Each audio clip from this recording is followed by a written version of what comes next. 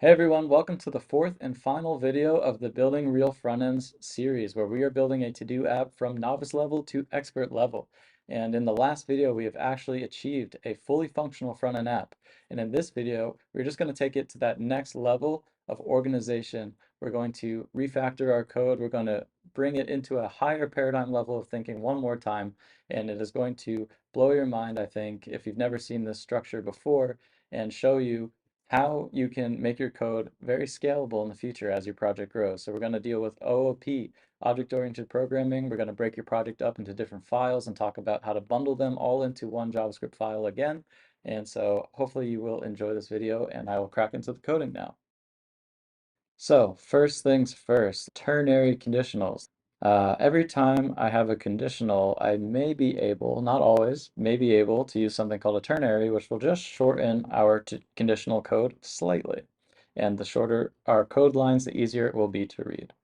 So here I see that in this if statement, I am setting the current theme to dark theme if the current theme is okay. I'm saying if the theme is light theme, then set the body class name to light theme, otherwise set it to dark theme. What I can do, I see that in both of these, I'm just setting the document body class name. So actually, I can set document body class name equal to the result of this conditional. I just have to write the conditional with something called a ternary statement, where I keep the same if clause. All I have to do instead is a question mark and a colon syntax. What comes after the question mark is what happens if this conditional is true. If it's true, I'm basically setting document body class name equal to light theme. If it is false, that's what I do after the colon. And if it's false, I'm setting it to dark theme. And that is literally it. So I've just replaced this if statement with this line here. And they've, when I saved it, it auto-formatted to a two-line approach. I didn't mind this format either. But as you can see, it's very easy to read. It's saying document body class name equals, okay, a condition, and then one value or another value. The condition is just checking if the current theme is light theme or not. All right, so that's conditional. Let's look for other opportunities here. Same thing almost here. We're setting current theme in both the true, the, and the falsy clauses. So I can refactor this. Maybe you want to pause it and try it yourself. 2, if the current theme is light theme, then I'm setting the current theme to dark theme. Otherwise,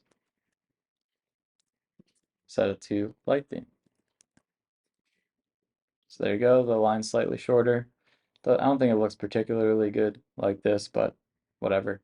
You could always force the auto formatter's hand to do it like this if you prefer, but I don't care enough. I can still read that. Okay. Now, where else? We have an if statement here. However, that's not the same type of if statement. How could I write a ternary here? Well, first of all, I don't even have an else clause, and I'm not really like, usually we use ternaries to like set a value at the end of, by the end of the ternary, we have determined a new value for a variable, basically. That's when we use it. So I'm looking for other opportunities. I do see something here, add, remove, but I don't think that this is our scenario here because this one we're adding, this one we're removing. So basically with ternaries, we're kind of providing values. As you can see, we are saying setting current theme equal, or sorry, setting the document body class name equal to light theme or dark theme. So the truthy and falsy clauses of the ternary conditional statement here are actual values. But if you want to actually run like instructions, it's usually we won't go with a ternary for that. So one example is here, for example. We say selected filter is active. Here we're checking something else. So we're doing like multiple instructions per clause, so that wouldn't be indicative of something that we would use ternary for. Ternaries are just to shorten easy things, essentially.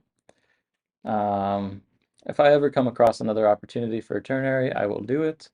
But one thing I note, but let's move on to the next stuff. I do want to clean this code up more in general. And one thing I notice is this code looks to me like it can be simplified a little bit. I do see that we are displaying to-dos by the end of each of these clauses. So I think that there's a way we can shorten this. Basically, we just have to determine what we are going to display, right? I want to write an if clause that at the end of it, we just say display to-dos, and then we pass in like the to-dos that we want to display. So let's create a variable called to-dos, and the whole purpose of this statement should be to just determine what to-dos is that we're going to eventually display to-dos. And now I actually realize we can use a ternary, which is exciting. So check this out. I'm going to say let to-dos equal to, well, if the selected filter is active, then I want to-dos to be equal to to-dos data dot filter, blah, blah, blah. I don't need these to-do display to-dos lines anymore. Let me keep them for a sec. Okay, so basically, I'm setting to-dos equal to the result of filtering to-dos data for non-completed to-dos. That is if the selected filter is active, because it comes after the question mark. If it comes after the colon, we're talking about else. And you might think, okay, how do we do else if? Well, actually, you just put the next clause in the else, and that then it will be followed again by a question mark and a colon. So if the selected filter is completed, then we want to-dos to be equal to to-dos data dot filter, and then we're filtering for completed this time. And then if neither of those are the case, then we just use to-dos data as our to-dos. So we're setting to-dos equal to, well, if the selected filter is active, then we set it equal to to-dos data.filter for non-completed to-dos. If that is not true, then we check if the selected filter is completed, and then if that is the case, we set to-dos equal to to-dos data.filter for to-do data completed. And if neither of those were the case, then we just set to-dos equal to to-dos data, and then we display our to-dos. That's all. So hopefully this looks a little bit more readable. With a trained eye, it certainly will be. Okay, cool. Let me see, ternaries. Okay, so next, I'll keep looking for ways to improve the code as well as we go. But next thing I want to talk about is arrow functions. So basically, we actually have an arrow function here. I think I've included them a couple times. Probably a little oversight on my part. Apologies if you were confused at one point. But the arrow function is just another syntax for writing functions that's slightly shorter and does sometimes allow us to write things with less words, basically, and then less lines. So for example, I don't know if this will be shorter, but the idea of creating an arrow function is basically you take a function. So let's say we had this function with some name, and then we basically, well, let's assume, never mind. Let's just use this guy here. Basically what you do is you remove the word function, and then after the parameters, you just say equals caret, like that. So it looks like an arrow. Hence why it's called an arrow function. And then everything else is the same. I'll show you a scenario at some point in this file where this becomes slightly more beneficial. But in this case, it pretty much looks the same, except we took out the word function. Whoop-de-doo. But I'm just going to rewrite all my functions like that.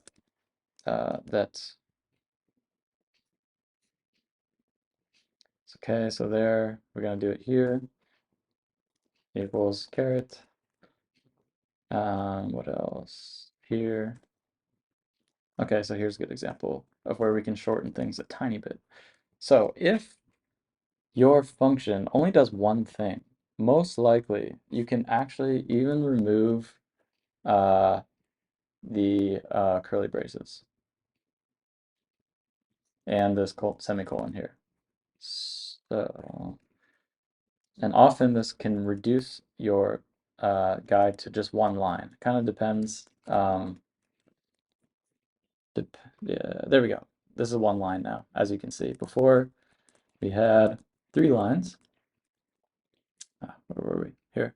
Before this was 3 lines. Now we got it down to 1 line. See? So that is slightly shorter. Okay, let's keep looking for opportunities here. Do that. Let's see, don't need that. Console log. Let's make this an arrow function. Here, whenever we use like things like filter, this is a great filter, map. A lot of these array methods, we often will benefit from having the arrow function as the argument to the filter method property. So notice that this function here returns something. So arrow functions, when there's no when there are curly braces, you have if you do want to return something from the function, you have to say return. But if you take out the curly braces as such and take out this semicolon, you actually don't even need return. Just this line says to-dos data.filter the to-dos data for to-do data where the to-do data is not completed. And this is actually insinuates colon return semicolon, sorry, or curly brace, close curly brace. So this is actually what we're writing, but in a much shorter way. And we can also do that here. So it's just a different syntax, essentially, that helps us out a little bit. There we go. Okay, let's see where else. Here, same thing. We are now filtering to-do data, to-dos data. We're filtering for where the to-do data's ID isn't equal to the to-do we passed in's ID. So whatever to-do probably got clicked is what we're passing in there. Also to-dos data.find. We are just finding the to-do that has the certain ID. So if I expand this, like all these functions could be one line. And it just makes our code that much shorter and easier to read. I guess they're auto formatting that because the line is too long, but anyway. So there's another example of just one instruction. It doesn't return anything necessarily, but if you return, so like I said, like after the arrow function, we're basically saying return. Like if I were to write out this arrow function in terms of instructions, it actually would be this. However, returning something at the end of this function here is not a problem because we are not expecting a result. Like we're not capturing the result of this function and then doing something with the result of this function. This function is running and then it's done, and we don't care about what it returns. So the return word there is not a problem. Of course, remember as we wrote, we didn't have that return word there. But I'm using the arrow function syntax just to shorten this guy, just for the sake of it. And by doing that, by using an arrow function, we are now basically saying return to do click handler, blah, blah, blah. But like I said, we're not using the result of this function anyway, so it doesn't matter if that return keyword is there or not. Okay, this guy, make it an arrow function. This guy can be shortened by doing an arrow function. And lastly, this one. And I'll also explain in a second why I'm not making my outermost functions arrow functions as well. Okay, so now I've done all the arrow functions that I care to do. And I want to talk really briefly about why I'm not writing these functions as arrow functions. So why don't I write function get theme from database as an arrow function? If I were to do that, it would look something like this.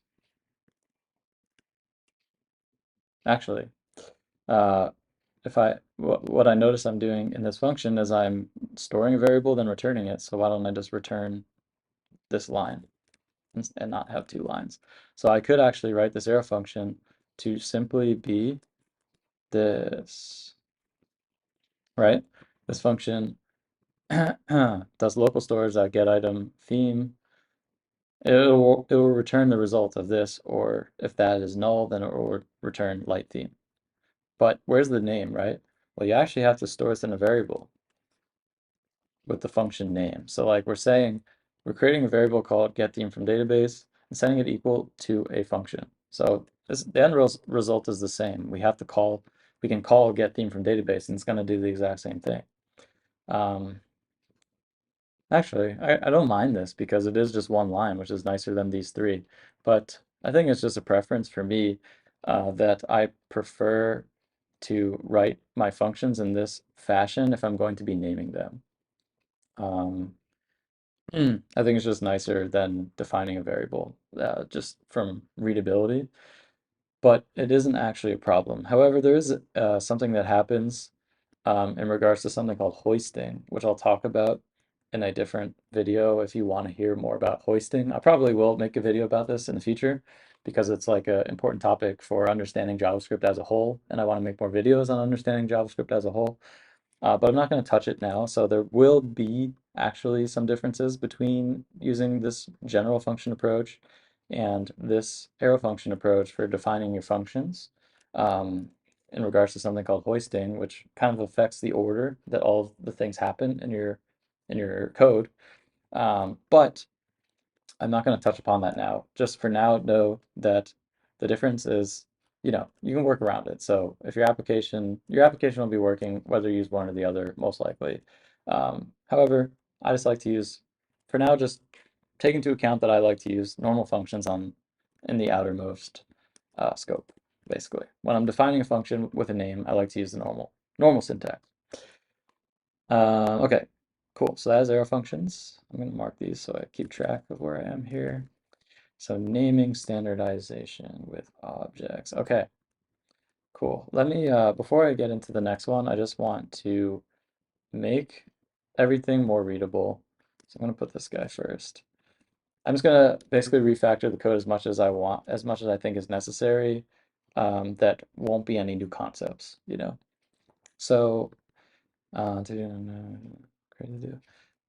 so there's just some functions that I found were long or something, and I could have broken it up into smaller functions. That's typically in JavaScript and coding in general, a good thing to do is make your function shorter because then it becomes more each function becomes much more digestible and it becomes more explicit. When you give certain instructions a function name, then you're able to read the functions that are calling those functions better because those functions will have a name that describes what they're supposed to do so that you can read what every function is supposed to do more easily.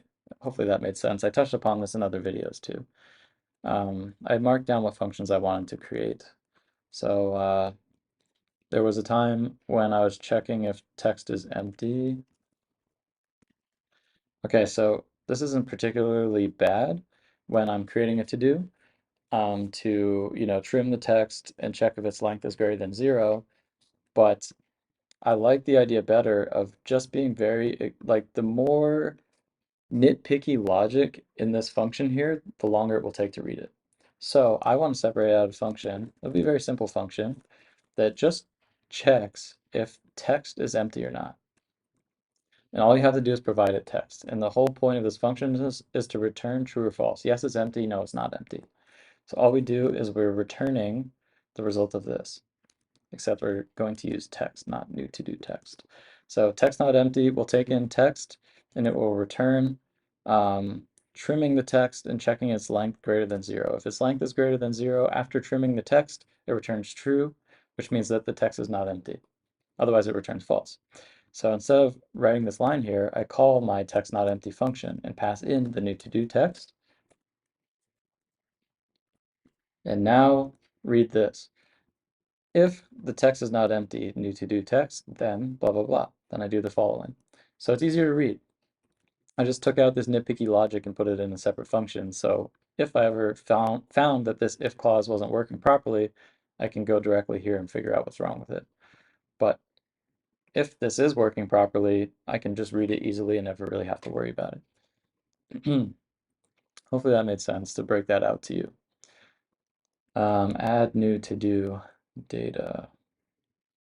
Okay. I did all this stuff in a different, before I made this video. I did it yesterday, but I don't remember exactly everything I broke out. I do remember that I broke out create to do, so let me do that one first. I found that this function was a little long, display to dos for each. I want to create a to do and then append the new to do. Right, so I have this function called display to dos, which I'm using when I'm calling my function render to dos.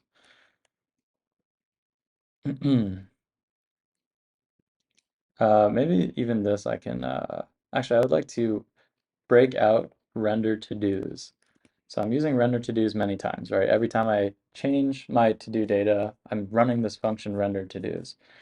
So I want to refactor this function render to-dos to be very readable. Right now I see some stuff going on. I'd have to like really take a look at it, see what it's doing. Display to-dos makes sense to me, of course. It kind of sounds like that's what render to-dos should do anyway, though. But maybe we can touch on that later. But okay, I see that we're clearing the to-do container. And then we are doing something. But what if I can just do this something in a separate function so that I can read render to-dos very easily? What is this doing? Well, we are determining, based on the filter, what to-dos to display, right? So get I'll make this a long function. We can probably shorten the name, but just to be very explicit, determine to-dos to display based on filter, and I pass in the filter. I don't even think I have to pass on the filter. Based on selected filter. Maybe I will pass in the filter. So basically, I'm going to pass in some filter and just determine what to-dos from our to-dos data deliver the to-dos that match that filter, basically. So I'm going to basically just return this guy. So basically, instead of selected filter, I'm just going to say filter. So if the filter that I provide to this function is the active filter, then I'm going to return the to-dos data filtering for only the active ones. If it's completed, I get the completed ones. Otherwise, I just return to-dos data as a whole. It's a very simple function again. But now let's replace this stuff with calling this function. And I pass in selected filter. So basically, now check out render to-dos and how easy it is to read. I am wiping out the to-do container that contains all the to-dos.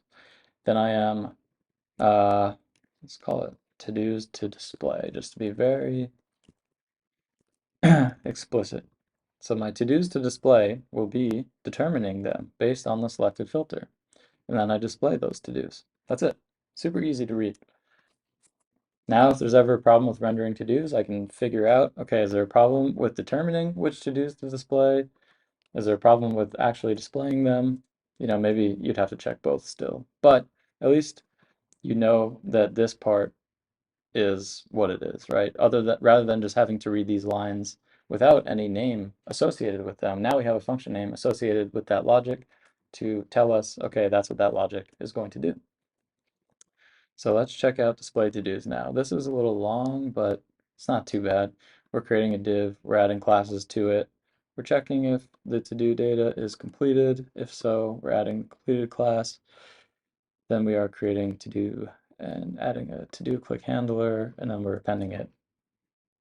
So display to-dos. Yeah, I don't think that there's an inherent problem with that. So maybe I'll just leave it at that. Actually, hold on. Create to-do. Right, so actually, never mind. I did break one thing out, which is just the idea. So basically, what I want this function to say is for each to-do data, create a to-do, and then stick it in the DOM. That's all. That's all I want to read when I look at this function. So I'm going to create a function called create to-do, and it's going to take in the to-do data. That's all it needs. And what it's going to do is run all the lines that are involved with creating a to-do. So I'm just going to call this to-do. So basically, I create a to-do div. I give it an ID based on the data. I give it the classes, bar and to-do, the basic classes for to-do, basically. Then I check if the to-do data has a completed property of true. If so, I add the class completed. Then I add the inner HTML to the to-do, which just involves the text, basically. And then I add the event listener, and then I have to return the to-do at the end of all this. And now, instead of writing all that logic in this function here, I can just say let to-do equal, let the new to-do equal, create to do data. Now check out how easy this function display to-dos is to read. I loop through each to-do data, and I create a new to-do out of it, and I append it into the to-do container. Super easy. And then if there's ever a problem with creating the to-do, then just the function for creating the to-do is in its own function. Just the logic, sorry, for creating a to-do is in its own function. So it's even easier, less lines to look at to figure out if there was something wrong in creating a to-do. Let's see, did I have add new to-do data? So I don't know if I need this, but I'll create a function called add to do that takes in the text that the user typed.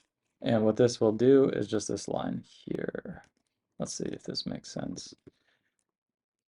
So basically, I add to to-do's data, the ID, the text, and the completed false.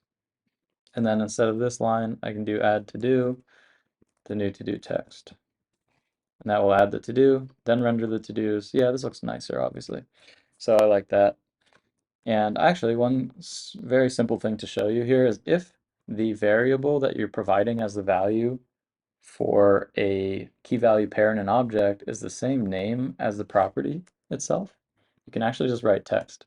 And that JavaScript will understand that the key and the variable you're using as the value for that key are both the same name. You don't have to do that though. You can obviously keep it explicit if it'll help you to look at this. Just showing you that you can do that. Okay, let's make sure everything's still working. Active, bang, code completed. All right, everything still looks good.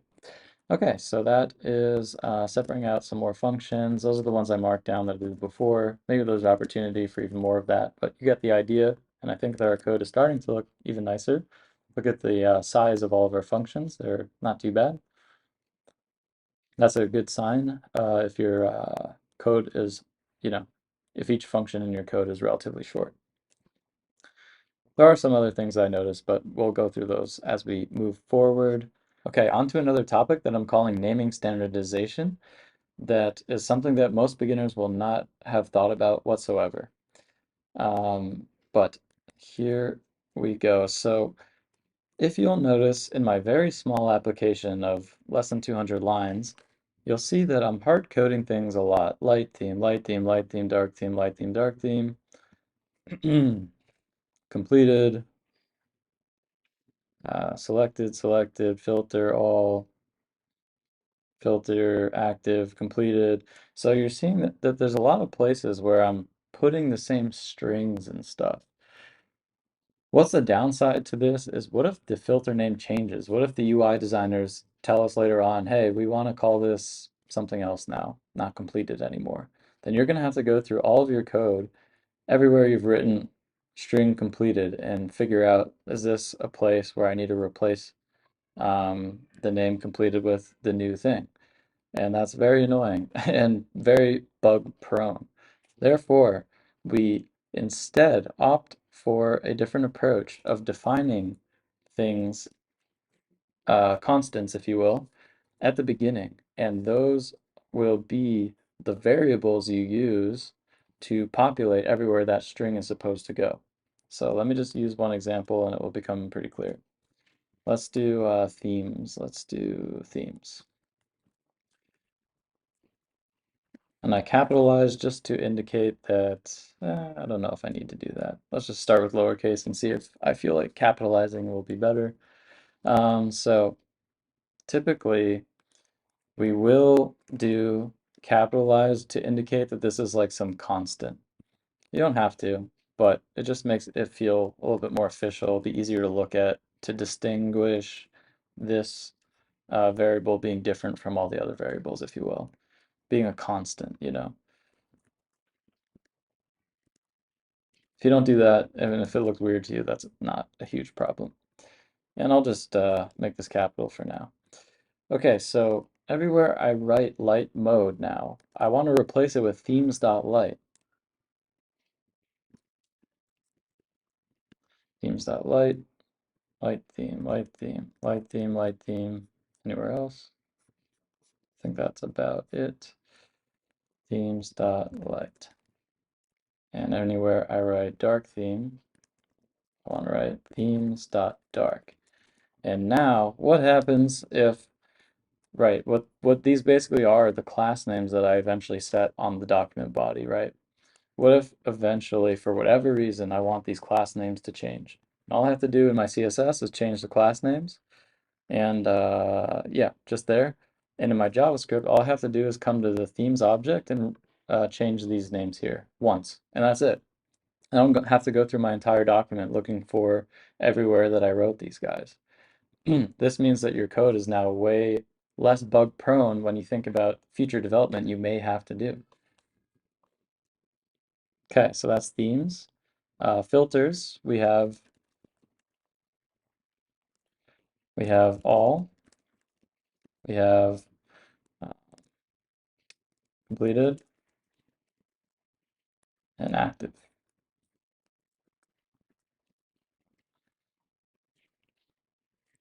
And we have, okay, so let me go through and replace everywhere I deal with the specific string, right? Here, instead of saying all, I just say filters.all.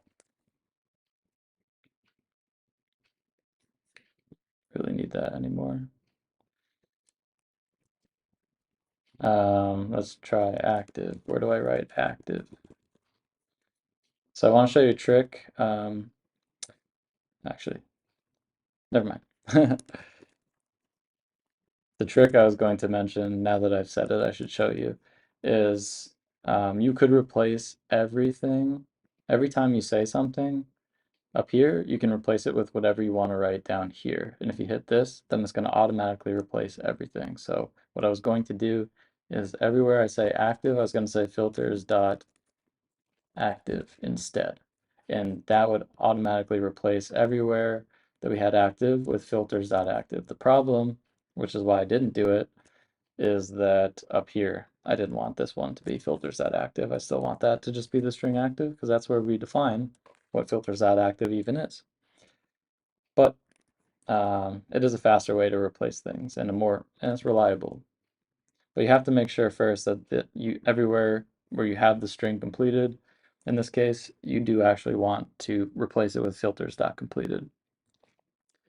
And in this case, that is true. So I could do this, but I just have to remember to go back here and write it completed again. Okay, so that's filters. Let's make sure everything's still working. Okay, items left is not right, so that's not good. Oops. For all I know, the issue is from the previous video, so let me debug a little bit here. I noticed that updating items left at the very beginning of this whole thing is not working. And also let me check my local storage. Oh, it's also important to look at data. Okay, so for some reason I'm getting theme is not defined on line 40. Ah, because I said themes. Themes.light, themes.dark. I'm just gonna call it a theme. I'm gonna call this theme, call this filter, or whatever. We'll just say themes for now. So I have to make sure that everywhere. So the search in VS Code, I want to show you how you can find stuff more easily. What I'm looking for is everywhere I've written theme, but not themes. So I hit Command F or Control F in Windows, which brings this guy up. This will only match things that have the same casing, so capital T. Now this won't highlight because the capital T doesn't match. And if I hit this guy, then what this means is it's the entire word. So if there's themes, that the entire word is not theme, so it won't match those guys anymore. See? Now it just matches theme itself. And anywhere I have themes, I just want to replace it with themes. Sorry, with theme, I want to replace it with themes. So now I think I won't have that error that I just had. Let's see if everything will be working now. Okay, it looks pretty good. Let's check the theme. Okay, the theme isn't changing. Okay, so the problem was that I used light mode, dark mode rather than theme, and that was the issue. So now it's working. Okay, and checking filters, make sure those are working. We're fine there. So now let's do some more. Data keys. Okay, so just like these, I want to standardize the keys I'm using for local storage. So I'm going to call it data keys. And the to-do data, I'm going to call to-dos. For the filter data that I store, I'm going to call filter. And for the mode or theme, I'm going to call it theme.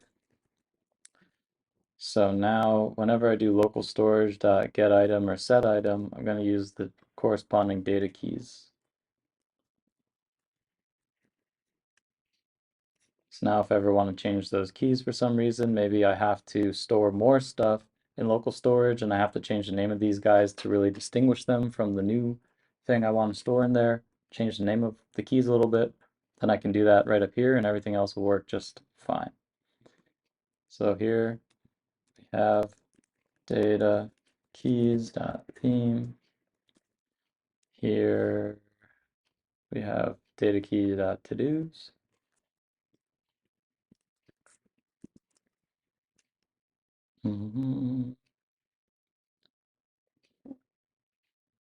Here data keys.filter. Here data keys.todos. Here as well.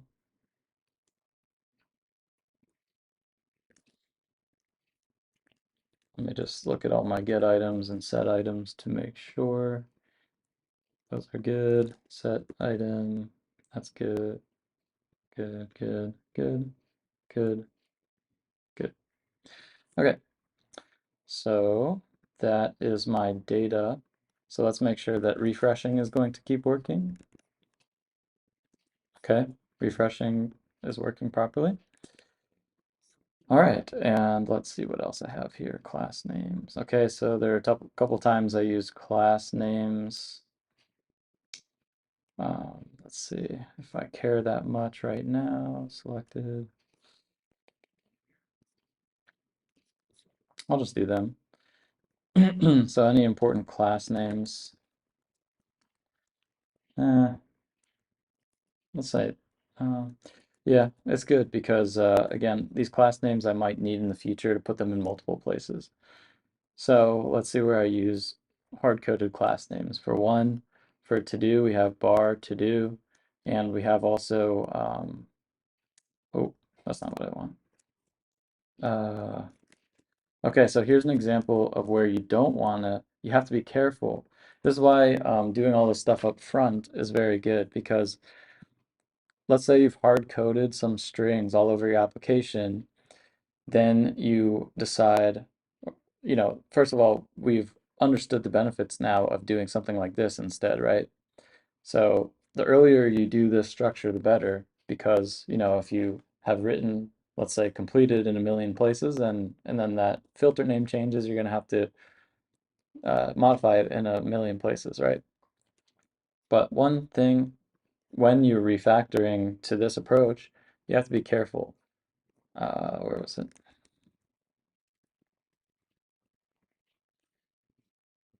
Where was it? So when I add, what I want to do here is add a class to a to-do if the to-do has been completed. Now, it just so happens that the name of the class is the same as the name of the filter. However, they're two different things, so they both might change independently of each other, the name of them, right? So here I did not want to say filters.completed, right? So I have to be very careful, making sure that every time I have these hard-coded strings, what they are actually talking about. So anyway, that's why, it's so beneficial. Like imagine you had to change the name completed all over your application for the filter. The filter name completed changed. Well, you might accidentally change that line too, even though it's not talking about the filter. Hopefully that makes sense. So as I saw, for a to-do, we have a lot of different things here. We have bar, we have to-do, and we have completed. Well, the way I'm going to organize this is that bar and to-do are default, and then completed is a maybe, you know? So what I'm going to do is say that my base classes for a to-do are bar and to-do. And then separately, I'm going to have a class called completed. So now if I want to access this information, I do class names dot to do dot base or dot completed, capitalized, based on what I want. So if I go down to that line now where I've written bar to do, you can actually add an array here instead of a list of strings. But this is called the spread operator. You have to use the spread operator to do, what is it, class list, class name dot to do dot base. So basically the spread operator is helping me not, because I don't want to pass an actual array into here. I just want to pass a list of strings. Now it just so happens that this guy here is a list of strings, but the spread operator basically provides the list of strings itself, but not in an array format. Hopefully that made sense. We can talk about spread operators in another video. I don't want to go into too many off-topic JavaScript topics. So that, there's another way you could do this. Obviously, you could do class names dot to do dot base 0 and class names dot to do dot base 1. But obviously, this is a little bit neater. Okay, and then here I have class names dot to do dot completed instead, not filters dot completed. Class names dot to do dot completed, and I also see that there's class names here. So there's also, okay, so also within a to-do, we have a circle, a to-do text, a delete button, and a delete image. So I think those should also be under to-do. So we have a circle, we have delete. You have to decide, do you want delete button inside of to-do, or do you want it to be its own thing? For now, I'll just say it here under to-do. We could always change that later. Remember, we had delete button and delete image. And so now, down here, I can insert these guys. Oh, I forgot the text as well.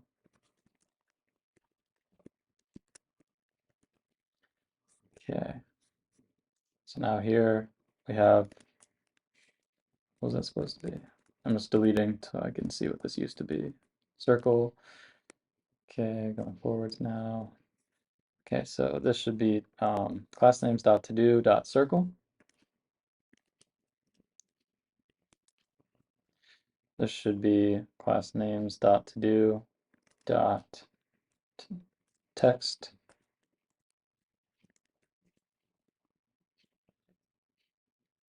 This is class names dot to do dot delete button and delete image.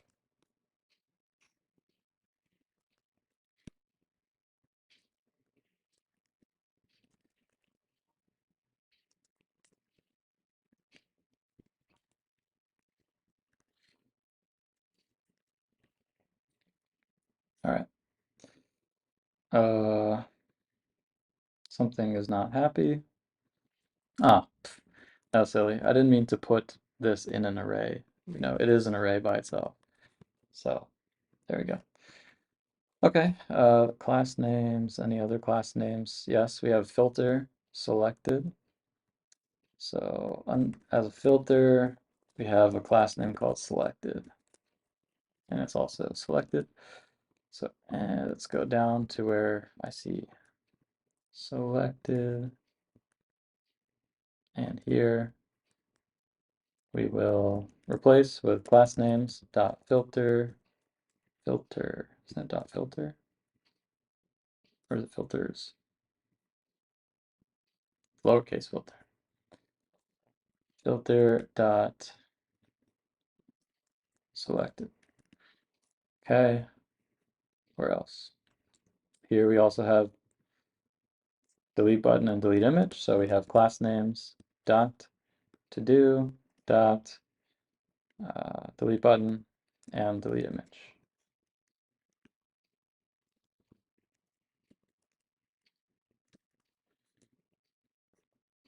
Okay, I think that will do it for the classes.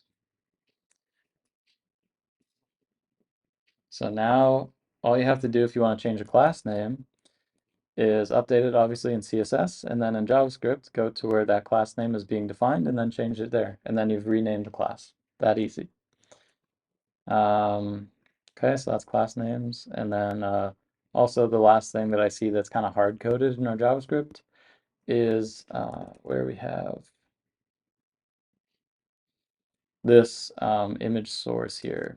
It seems that the only image right now that we are using in our JavaScript is the cross for the delete button. However, it may so happen that we want more images in this file later on. So I can create a variable called images, and I can pull in image. So I can put some information about the cross image. Cross image has a source path, like a path, right? Coming from our, basically, where is it? So in this image here, we see that the source is coming from images slash icon cross blah, blah, blah. Instead, I want this to come from, images dot cross dot source dot path or whatever. So the path to images cross will be here. And as you can see, it's still there. So we've just brought it up here. And one more cool thing that we can actually do now is the alt text can also come from this object. So if you do care to put in alt text, then you can have all your images listed out with their path and their alt text right here, and you can easily modify any alt text for any images that you want to modify for to improve your SEO and whatnot. But I'm not going to do that now. Okay, so that is the naming standardizations. It's a hard word for me to say. Okay, so now we've done all the refactors that we're going to do, more or less. What we're going to do now is completely change the way that this app is made into a different paradigm level of thinking. It's called O.O.P, Object-Oriented Programming, and the purpose of it is basically to group a lot of the logic for one entity of our program in the same place. So we have different entities here. We have filters, we have themes, we have to-dos. We're going to put them all as their separate entities. So we're really unifying all the logic related to those entities. The first thing I'm going to show you is just something very simple to kind of segue into O.O.P. And that is that here I see that in our to-do click handler, we're checking if the thing that we clicked was the to-do, was the delete button, right? So first of all, I can make this a separate function. I could have done this earlier. Clicked delete button. And the purpose of it would just be to return this. So true or false. We have to pass in event.target. The clicked, let's just say the event target. Target. So whatever, let's just call it DOM node just to be really specific. So we're passing in a DOM node and we're checking if it is the, whatever. Let me just pass in the event itself and then say event.target. That's fine. So this could be replaced by click delete button. Oops. I'm just passing the event. So that shortened that part there. So if we click the delete button, then we do whatever. Now, one simple unification we can make in this O.O.P idea is we can make the delete button kind of its own entity. So what I can do is come up here and I'm going to make something called delete button. And the delete button is going to have a few things that we care about. We have a delete button class, delete image class. We have a image, right? And also, well, I'll get to something else in a second. So we have, let's say, class names.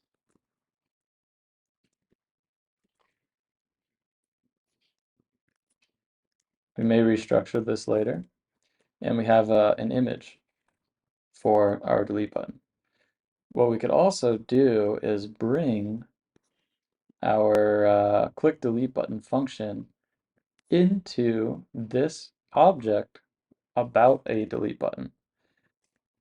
So this is basically, we're creating an object called delete button, and in this one variable, we're storing everything related to the delete button. Its class names, its image, where it comes from, meaning its path, and also any functions that are kind of related to the delete button. So we want to, with the delete button object, have a method property to figure out if the delete button was clicked or not. It just organizes our logic in a nice place.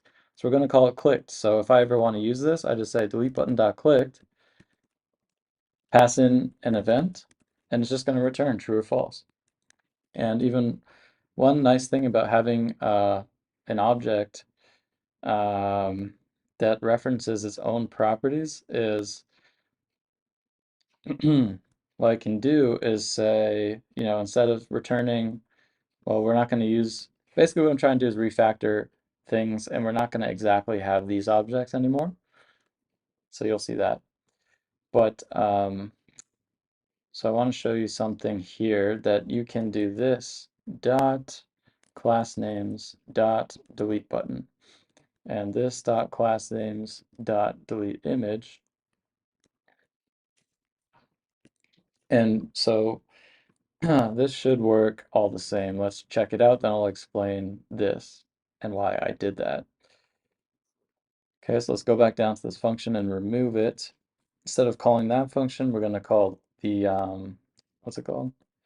Delete button, which is capitalized, dot clicked, that function we just made. Pass in the event, and now it's effectively should be the same behavior. So it's still working. So let's go back up here. So what is this? It's a keyword in JavaScript. It's very important when you're dealing with O.O.P related things. In other words, like objects, you're defining objects with method properties, or what I'm about to do later is make something called a class. And what this means is important. And in this case, what this means is it is referring to this object. So this will basically, and it'll reference whatever the container for this is, whatever like object container, if you will. So the object container for this is the delete button. So that's what this is. So I can say this, rather than saying delete button dot class names dot delete button, I just say this dot class names dot delete button. And that worked. I can explain this later on, either in this video or in another one, but I'll probably get to it more in this video. Okay, so now we're going to do the same approach where we have one variable for one entity. So the next entity I want to do is themes, right? So themes so far, we have those, but we want to combine all the logic regarding themes into one place so that our code can become very organized. So where's all of our theme stuff? I'm going to grab all this. What else do we need? That's probably it, actually. And move it up to where I have themes. And we're going to try to combine all this into one neat object. Okay, so first thing I notice is that the UI doesn't look good. It's broken. So I checked my console and I see that there's this issue, cannot access data keys before initialization on line 18. And that's because I'm referencing data keys here, but I have not created that variable yet. So I'm just going to move it to the top for now.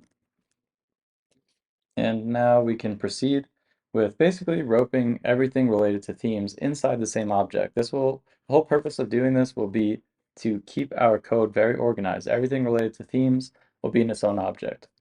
Everything related to filters will be in its own object. Everything related to to-dos will be in its own object, which will make it very easy to keep our code maintainable over time. And when you are doing new feature work, you don't have to look all over the place for everything related to a theme and where you use it. It'll all be very organized and neat. So let's see.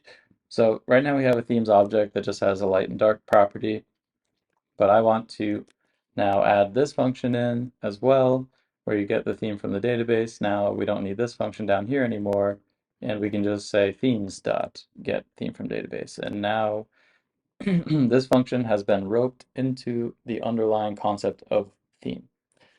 Now, related to theme, we see a couple more things. I'm going to focus down here real quick, and that is that the whole purpose of clicking the mode icon is to toggle the theme, right? So I'm going to want a method property called toggle.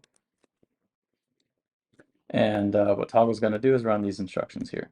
And instead of running them when we click the mode icon verbatim, all we have to do is run themes.toggle. And everything should still work the same. So this makes our event listener very easy to look at, doesn't it? That, it's just one simple line here. We run themes.toggle. And then, the name of the function makes it very clear what it does. And then you can come here if you need to access the specific instructions of that. Next thing is that I don't love the fact that current theme is defined outside of the object itself. We could actually keep track of the current theme inside the theme object itself. And I would actually even call this theme at this point instead of themes, because there's only going to be one theme at one time. So what I want to be able to do essentially is, anywhere I want to reference the current theme, say theme.current, right? So what should the value of theme.current be? And also notice that we are referencing current theme here. Well, we can change now to saying this.current instead of this variable called current theme, which we're defining down here. Now I'm just going to check my document to see where else I'm using current theme, and it's just here. So here I will say theme.current now instead of current theme, and I don't need this line anymore. So now all of my code has technically been replaced by the idea of having the current theme defined inside of the object. And when I toggle, I'm toggling this current theme as well. And when I toggle also here, we're going to want to set the document body class name to this.current. And down here as well, we say document body class name theme.current. And then we set the actual document body class name. And this is just for the initial run of our JavaScript file, right? This is to initially have a UI theme set. But now we need to concern ourselves with what the initial value of current is, right? And before, what we had was actually running this function, isn't it? So we want to run this get theme from database, and this function will give us our initial current theme value, right? That's what we want. But our UI is messed up now, and we have to figure out why. Well, we see this get theme from database is not a function. Another thing we could try is also theme get theme from database to see if we can use this object called theme. But I want to explain first why we get this error, that we can't access theme before initialization. And that is because this variable theme is being initialized. It's being created for the first time as JavaScript is processing this line by line.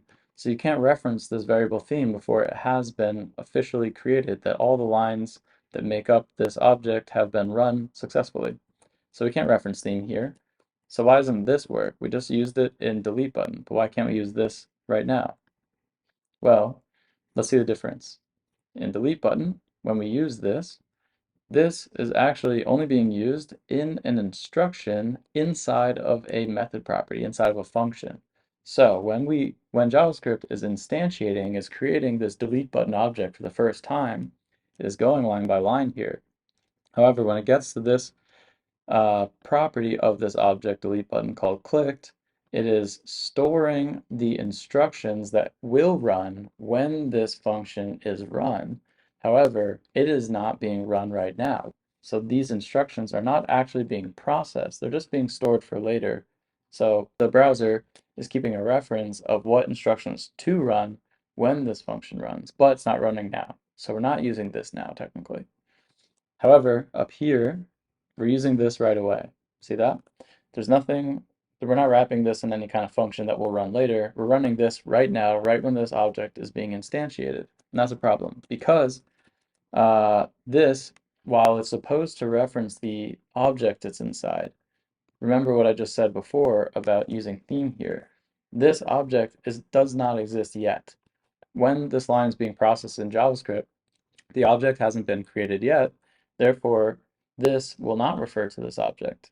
It will actually refer to the window itself, because right here we're defining this variable theme in the window, because what is outside of anything we're creating in this file is the window, because all of these variables and functions in this document are being defined as far scoped outwards as possible.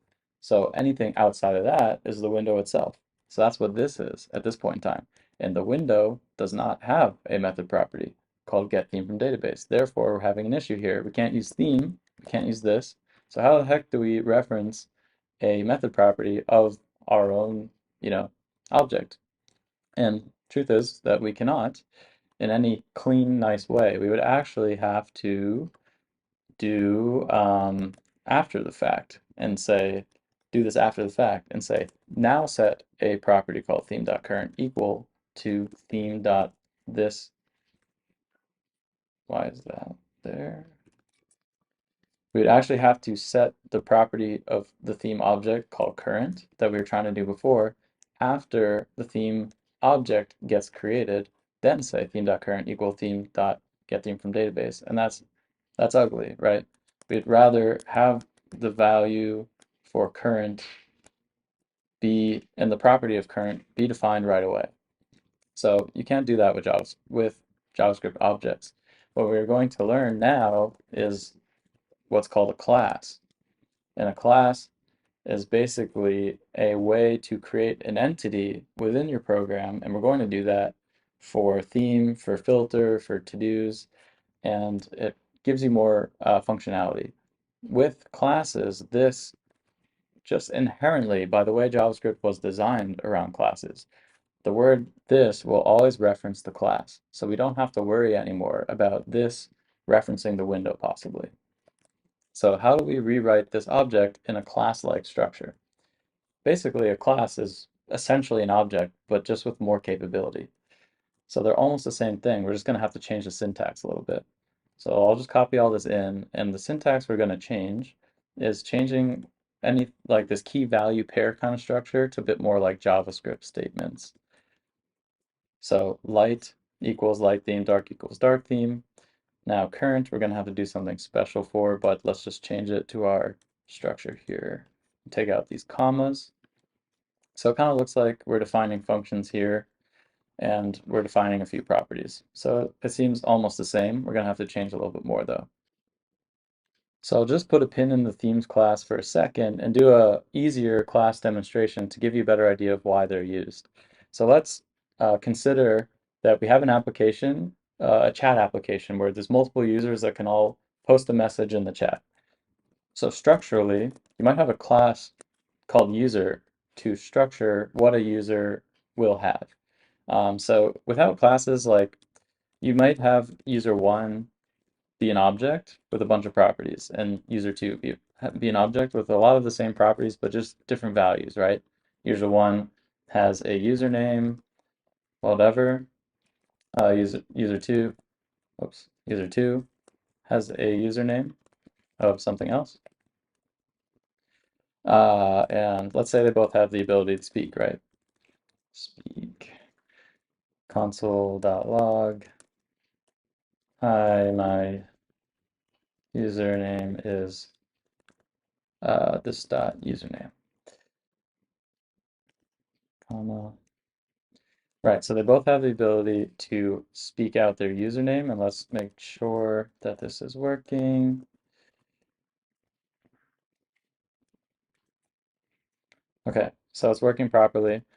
Now notice that these two objects have the same structure. What if we have like 10 different users? This is we want to centralize what a user will look like, right? If every user is going to have a username and a speak property, and let's say that our information for each user is coming from a database, we're going to want to populate these objects with their first names or with their usernames, right? We may not be able to hard code them, In fact, we definitely won't be able to hard code them. They'll have to come from a database and we'll have to put them into an object, right? So the purpose of a class is to have a set structure ahead of time. With classes, what we'll want to do is create user one and user two slightly differently. So we're going to want a class called user, and basically what we're going to want to be able to do is say let user one equal new user, and let user two equal new user. And both user one and user two will be objects with a property called username and a method property called speak. However, how are these two going to be differentiated? Well, they'll have to pass in to the class the specific values about that user. All the properties will be the same, the values will be different. So user one, their username was this. So we're going to pass that in to define what user one is, but otherwise everything about the user structure is going to be exactly the same. So how do we write this user class? Well, there's a method property called constructor. And basically what we do in the constructor is set lowercase username equals username. What we do in the constructor, the constructor is a method property of a class. So it's a special function too, special method property. That basically what happens is this method property will run when a new instance of the class gets created. So when we say new user, we're creating a new instance of the class. So basically the class is basically a function that takes in whatever you want to pass to it and will spit out an object with all the properties and method properties defined in the class. So it'll have this property called speak.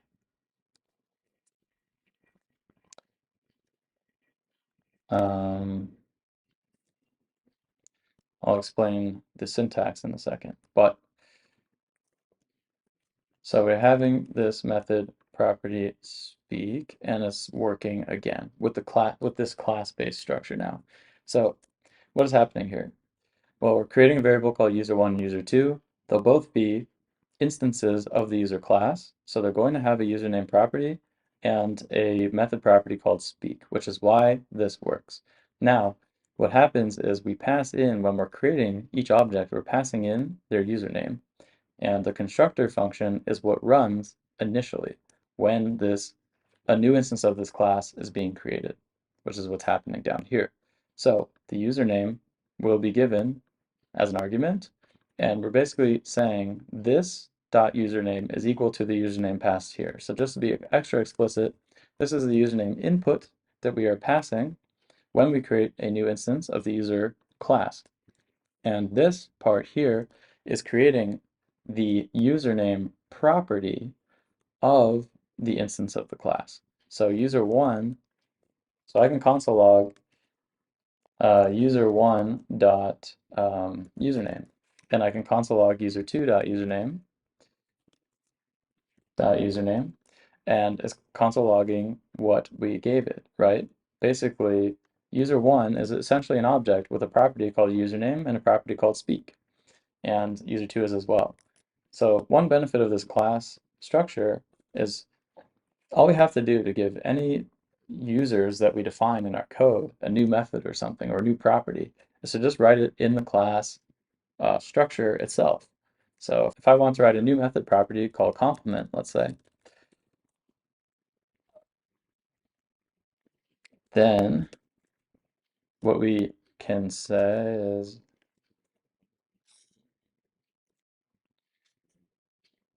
who have really good coding skills, right? So now both user 1 and user 2 will immediately have access to this complement method property, which is really nice. So as far as when it comes to creating new functionality for a user to be able to do stuff in your app, all you have to do really is go to your user class and create a new function that will do that new thing. Then all of your other code will probably look pretty much the same. So it's a really organized way and really quick way to, in the future, add new features to your app. Hopefully you can kind of see that. So now let's go back to the theme that we were doing before. Well, basically, what we're going to want to do is have in our application a theme manager. We only need one. There's only two themes that are possible in our app, and we just need one manager of the two possible themes. We don't have to create lots of different instances of themes. User makes more sense because there might be 10 users talking to each other in the chat, or thousands, right? So we might need to create a new instance for each user where each user has a different username, different profile photo, all kinds of stuff. But as far as the theme goes on our app only has one theme setting at a time, right? So theme manager is probably a more appropriate name for this class because it's going to do everything related to themes. And basically in our program, we're just going to say const theme manager equals new theme manager. And now whenever we need to do anything related to the theme, we're going to be like theme manager dot toggle or something like that.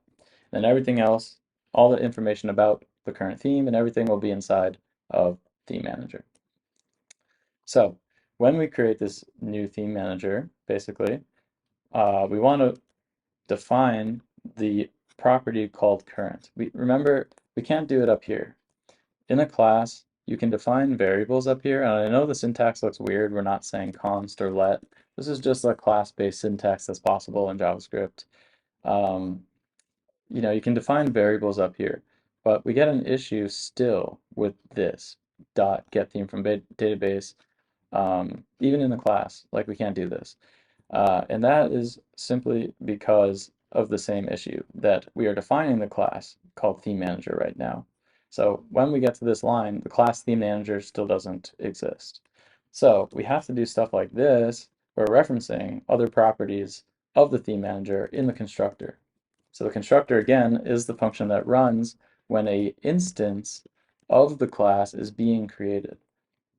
And we have to say this.current. So what I was saying before about this, and how in DeleteButton, this wasn't a problem, right? In the clicked function, because this is inside a function, and the function is not running when we create the object DeleteButton. Similarly, when we create the class ThemeManager, the constructor function is not running. This function runs when we say new something equals new ThemeManager, like down here. But by this time, this ThemeManager, whoops, this ThemeManager class has been created, so this will refer to the ThemeManager class at that point in time. So this line will work, and basically at this point in time, we're saying we're giving the class the property called current and setting it equal to the result of calling this function here.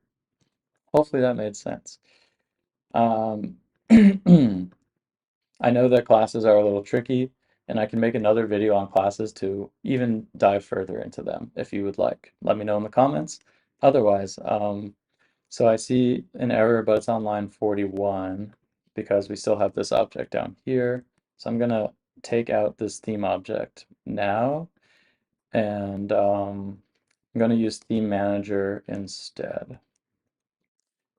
And actually, now that I have ThemeManager, I just need ThemeManager.current. I don't need, when I'm initially setting my document body's class name, it's whatever the ThemeManager's current value is, because we create the ThemeManager here, which runs new ThemeManager, which runs this line in the constructor function. It runs the constructor function, which runs this line, which sets the property current on ThemeManager and sets it equal to the result of calling this function.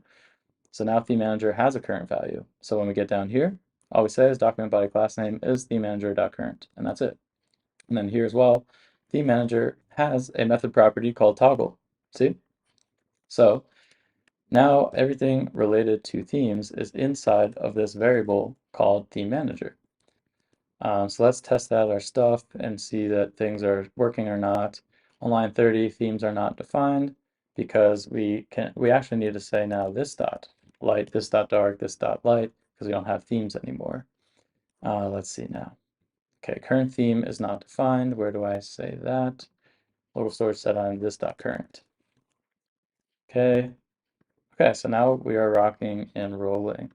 There's just one more small thing, one more class-based thing, and it's probably the last concept related to classes that I'll have to mention, is this word called static here. And let me just show you what that will do and why it's important. So basically, our ThemeManager class seems to be having a property called light and dark. If we don't use this word static, if we don't use the word static in front of these words here, of these properties that we're defining essentially, then it's actually the instance of the class down here that will get these guys. So if I console log ThemeManager.light and also the class itself, ThemeManager.light, then the class itself does not actually have the property light. The property light was given to the instance of the class. And the downside to that is if we're going to be creating a lot of instances of the class. For our theme manager, light theme and dark theme being, light and dark property will have the same value for any time we create an instance of the theme manager. It just so happens we're only creating one instance, but for whatever reason, if we were to create more instances, then each theme manager instance, such as this one, will have those properties, but it doesn't have to, right? If every theme manager instance that we create will have the same values for same properties, it's just taking up space in the computer, the browser's memory. Instead, though, because those properties will have the same values across any theme manager, we can actually, with static, make them properties of the theme manager class. So now it reverses, and ThemeManager.light does have this value light theme, and any instances of the class do not. So I can create tons of instances of new theme manager throughout our application, and no space will be taken up to continually store light theme, dark theme for all of these.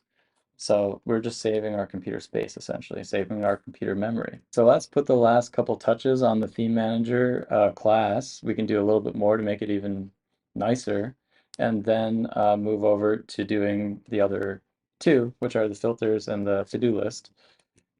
So let's see. We still have some theme related logic that looks a little bit separated, if you will, from the class. And also I see, I have something related to the theme in this data keys object. I want to rope it into our theme manager. So let's think. For any instance of the class theme manager, will it change the data key theme value, which again is, the key we're using to store the data about the theme in local storage? The answer is obviously no, that the key theme will always be the same to reference the data related to the theme, the current theme, in local storage. So I'm going to create a variable on the theme manager class, which is why I'm using static, called the string theme. And so now wherever I reference data keys dot theme, instead of that, I say this dot data key. So basically our themes manager's data key, and also here we reference it. And now this dot data key.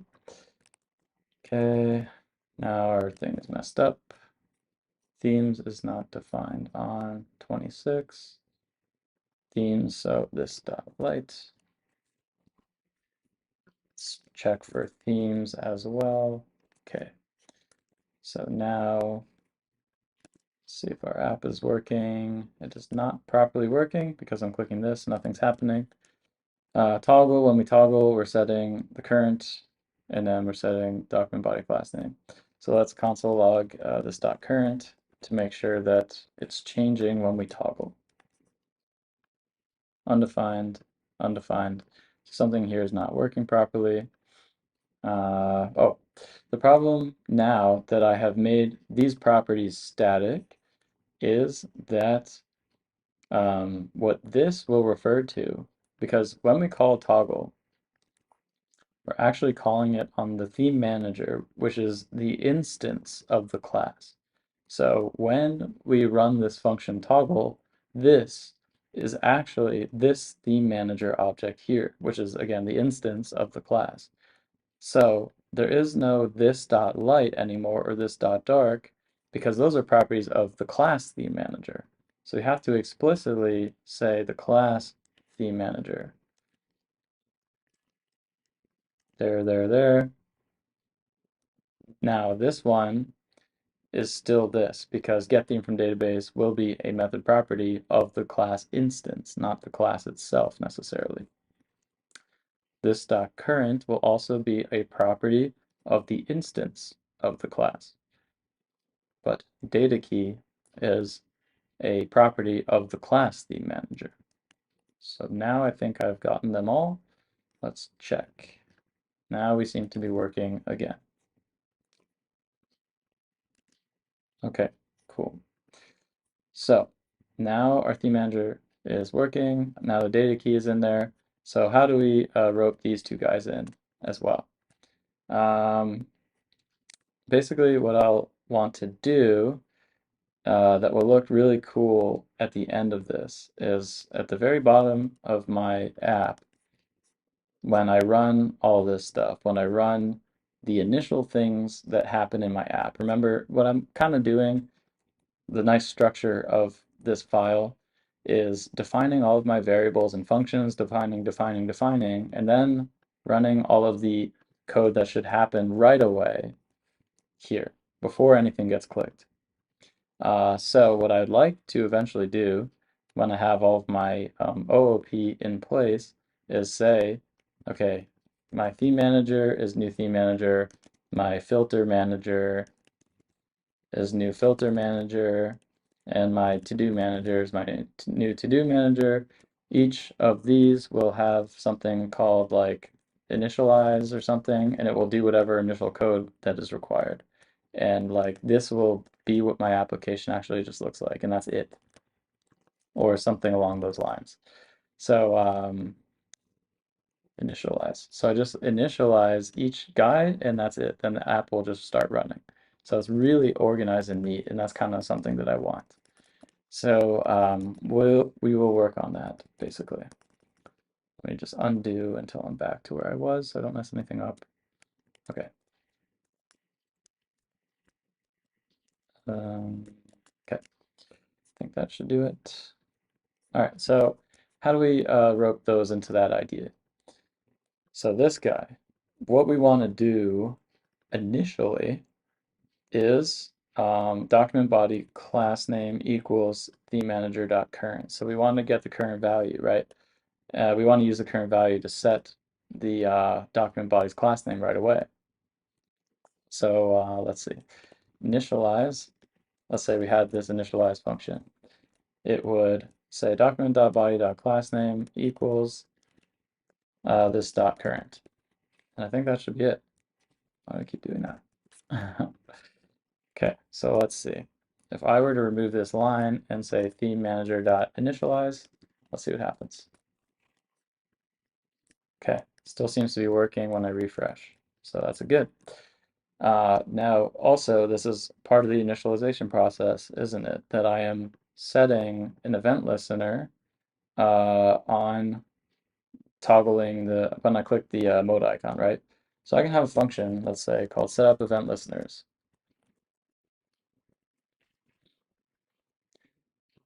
And what it will do is add an event listener on the mode icon, and it will do this dot toggle, basically. So now what my initialize can do is call this dot setup event listeners, just to separate the logic out a little bit more is why I did that. So now, let's see. everything still is working fine. So we have effectively made these two lines just to get the theme stuff going extremely neat and organized. And just all my methods are just kind of referencing each other. So it's really nice and neat. And whenever I want to change the functionality of my theme, all I have to do is go to the ThemeManager class and work with the logic here. And as far as the logic in my actual program, it's very simple. It's just these two lines. So really organized and nice. Hopefully you're starting to see the benefit. Now let's do the class to manage the filter. So I'm going to create my filter class, or filter manager rather. So it's going to manage whatever filter we have selected and do all the application of UI and everything that we need it to do. So I'm going to grab these guys. Those will be variables as part of the filter manager class, so they'll be static. And replace these with the equals, replace the commas with the semicolons. So that takes care of this guy. So let me first just refactor real quick. For anywhere I used to say filters dot, except for there. So here now it will be FilterManager.all, not filters.all. Here as well, FilterManager.active completed, and I think that's it. So back to our class filter manager. Okay, let's do our class name. So let's do static class names equals selected, selected. And that will take care of this guy. So now anywhere I used to say class names dot filter dot selected, it will now be filter manager dot class names dot selected. I think that will be all, and then class filter again. Okay, now we also have a data key somewhere up here. So I'm gonna do static data key equals filter. And now I can remove, or I just removed that. So anywhere I said data keys dot filter, I now say filter manager dot data key. All right. Okay, so I'll go back to our class filter manager again. And one thing I just noticed is this images object here. We're still using this images object to do our image source and alt text. However, we have put it previously in the delete button right here. So I'm just going to remove this object and use our delete button object for wherever I was saying images down there. So this should be delete button dot, I don't remember what I had. Delete button dot image dot path. Delete button dot image dot path. And this should be delete button dot image dot alt text. Okay, so that's back to class filter. Okay, so I'm just gonna move this guy above, or actually, I just want to put all my filter related code in the same place so I can see it all at the same time. So I'm going to grab this guy and this guy and this guy and not that guy necessarily. This is determined to-dos based on filter. It's not actually having to do with modifying the filter per se, so I'm gonna maybe rope that logic into our to-do manager. Think the rest is to-dos, pretty much. So I'm copying all of that. God, keep not being able to find it. There it is. Okay, so paste all that stuff here. So let me just do full screen. And okay, so one thing that, well, first of all, we're going to have a constructor, right? Of course. And we're going to have some methods as well. So update filter UI. I think we could just call it update UI since it's part of the filter manager. So we know that filterManager.update UI pertains to updating the filter UI. So just keeping the function name nice and concise. I'm going to copy in this logic here. So basically, we're getting all the we already got all the filters displayed on the page, and for each of them, we are basically figuring out based on, is it based on which one got clicked? Filter inner text to lowercase selected filter, add and remove. Okay, so update UI already assumes that we have changed our selected filter, and then we're just updating the UI with that new filter. So we're, you know, making this one blue and then the rest gray if we clicked active. So we need to know this variable selected filter, which means we're going to have to do something similar to ThemeManager, where we keep track of this .current, right? So we're going to do something like this, except we're going to get our filter from database, right? So we're going to need a function similar to this called getFilter from database. And we probably wrote that somewhere right here, local storage get item filtermanager.datakey or filtermanager.all. So that's what that is going to do. Okay, so that's get filter from database. That sets the current filter. So now instead of selected filter, say this .current. So that will deal with update filter UI, and it also deals with this guy. I'll keep it because we probably wrote selected filter in other places, like here. So okay, now let's bring this guy in. So look at this logic here. This is about setting an event listener on every filter. So just like we did before, we can create a function called setup event listeners, and also we're going to have that initialize function if you remember, and it's going to call this dot set up event listeners. So it's going to run this code. Okay, so now let's make sure that this code will make sense. Also, you know, to make it even nicer, this function we can separate out into its own function. So it's like the click handler when you click a filter to switch the filter. So I'll just call that switch. So filterManager.switch means like we're switching the filter, and all this logic can come in here. So we're going to need event just like that function has, and then this logic. And then instead of all that, we just say event, and then we run this dot switch event.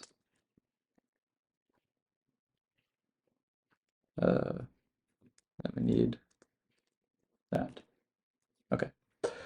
So now we have this function set up event listeners that just sets an event listener on every filter, that when the filter is clicked, we just run this dot switch and we pass in the event, and then the event, then we grab the event target, we check, we get its lowercase value, that's the click filter, and we have to check rather than selected filter, we say this dot current. So we say, is this click filter the current filter?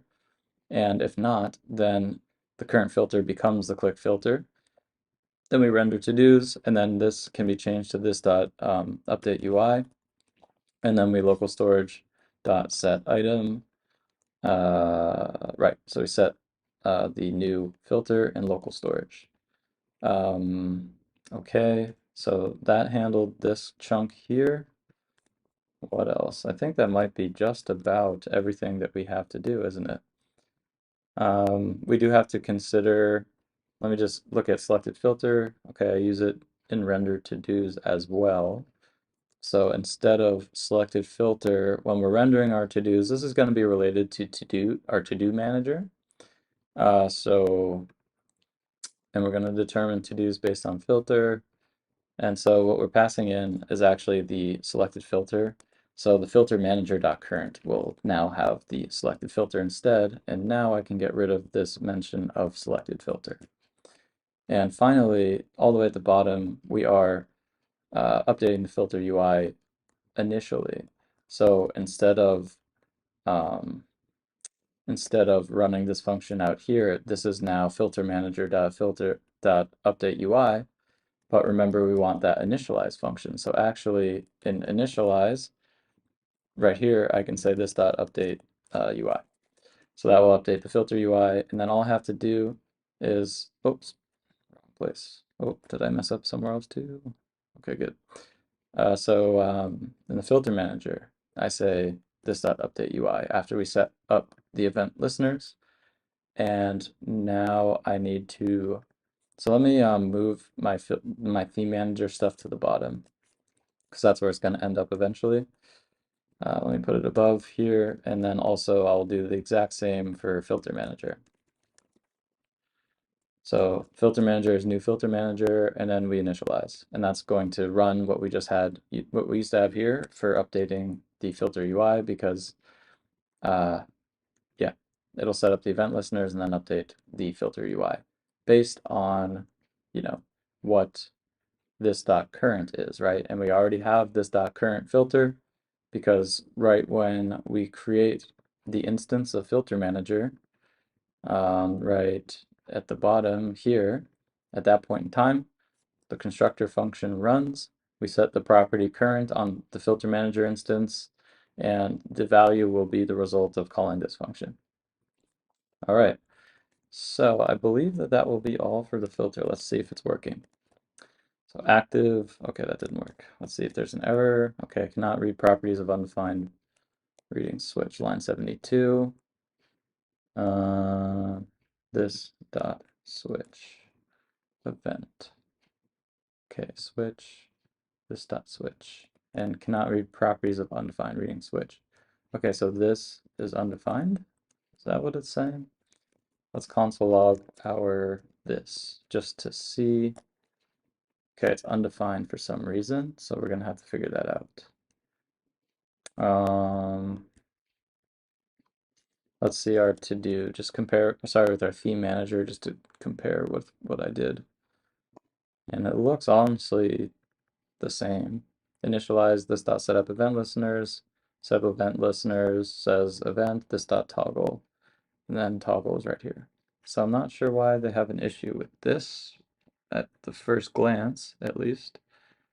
I can make this an arrow function, but anyway, actually, that was our solution. I didn't want to like talk too much about arrow functions and the differences of normal functions versus arrow functions, but I don't want to go too deep into it. But arrow functions inherently, like the this value is more is actually better. Like the old JavaScript never had an arrow function, so it had whatever behavior it had since the inception of JavaScript. But then arrow functions came about more recently, maybe in the last 10 years or less than 10 years. And when arrow functions were built, they were given the ability, they were given different functionality around what happens with this. So for arrow functions, this does refer to the object in question, whereas with normal functions, it's a bit less attached to the object, and I'd have to, really explain the ins and outs of that, and refresh my memory as well. So anyway, just know that you'll have less of a hard buggy time if you use arrow functions most of the time when you're using this. So when I switched this for each to an arrow function, now we're okay. So let's see now if we're working. Okay, it worked, but it did not render the to-dos properly. That's probably because we're supposed to be running some function to re-render the to-dos again. So when do we do render to-dos? Okay, we need to render to-dos. Don't we have to also render to-dos when we change the filter? So maybe I need to add that in here. Oh, it is there. Okay, that's weird. Okay, so something's not working when when we're running render to-dos. FilterManager.current. So I want to see if FilterManager this.current is properly coming through here. Okay, let's check. Okay. All. Okay, so FilterManager.current is undefined, which is not what we want, obviously. So why is that? That's because FilterManager, well, we are doing render to-dos down here. That's after, whoops. Okay. Where is it? Okay, so the problem was I was doing the class FilterManager.current, but remember, these guys are properties of the class, but everything else is a property of the class instance. So the instance of the class is this lowercase FilterManager. So it's actually lowercase FilterManager.current. And now we are working. Cool. Okay. Nice. All right, so now our filter manager is done, and finally we have to do our to-do manager.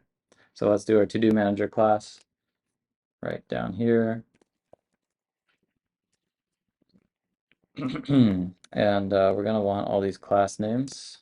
So do static class names equals, and then this whole object here. Okay. So now let me sort out everywhere I use class names. Dot. So not there. So to-do list dot. Okay, so this will now be to-do manager. To-do manager dot class names dot base. And this will be to-do manager dot class names dot completed, and so on. So that is all working again. So that's good. All right, that's class names. Now, okay, this function is very general, so I'm just going to put it all the way at the top. It's not related to anything in particular. The data keys I can finally delete now, and I'm going to put the data key inside the to-do manager. So I'm going to say, whatever. I'm going to say data key equals static data key equals to-dos. Okay. Oh. Okay, yeah, so wherever I used to have data keys dot to-dos is now going to be to-do manager dot data key. And anywhere else. Okay, to-do manager dot data key. Now do I say data keys anywhere? Nope, we're all done with data keys. So that has been completely refactored now. Let's see, to-dos. I'm gonna move my delete button above all these managers here just to be neater so I can see the to-do stuff. Okay, so this is our getting our initial to-dos data. So remember that will happen in the constructor. And we will say this dot data, let's say. So the to-do manager dot data will contain the data for the to-dos. I think that's relatively straightforward. And I will create a function called get to-dos from database. And so then I'll create this function. And let's see. So that's what it's going to do. It's going to return json.parse local storage get item to-do manager dot data key, otherwise an empty array. So now I can get rid of this. Well, I'm not going to get rid of that guy just yet. Text not empty is a very general function as well, so I'm going to move it all the way up to the top. Let's go back down to our to-do manager, and we have add to do. So that's something that we're going to want to add in as a function down here. Keeping them all alphabetized, because why not? Nice and organized, I suppose. And it's going to receive text, and it's going to modify this.data.unshift. So it's going to add a new, using generate UUID, it's going to create a new to do and add it to the beginning of our data array, and then we're going to want to render to-dos again. So we're going to have to do render to-dos, aren't we? After we add a to-do, then we're going to want to re-render to-dos again. So I'll keep that in mind for now. So that's add to-do. We have create to-do form dot add event listener, so that will go into our setup event listeners function. And also remember, we're going to have initialize. And so initialize, we'll call this dot setup event listeners and some other stuff probably as well. So the setup event listeners, we're going to create to-do form, and then we're going to add to-do, render to-dos, blah, blah, blah, blah, blah. So let's see, create to-do form reset, add update items left. Okay, update items left, I think, can also be a function of our to-do guy. So let's put that down here. So update items left will now be this dot update items left, and this is this dot add to do. Update items left will do this dot data dot filter, and then we're filtering. Yeah, we got the length, and then we put it where it belongs. Okay, so that's cool. Creating a to do. Why not put that as a function in our class as well? So create to do, it's given to do data. We create an element, we add the class names, and we generate the HTML, and then we add an event listener. Okay, so our to do click handler is going to be another function that we want up here as well. So I'm going to bring that up. And let me just bring everything. Whatever. How are we doing? Okay, so there's so many, so many functions here. Okay, so let's get this one. I'll just get them all, and then we'll make sure everything works. So display to-dos is going to loop through every every to-dos data that was passed to display to-dos. And then it's going to create this dot create to-do, and then to-do container dot append. Then we have determine to-dos to display based on filter determine, so that goes here.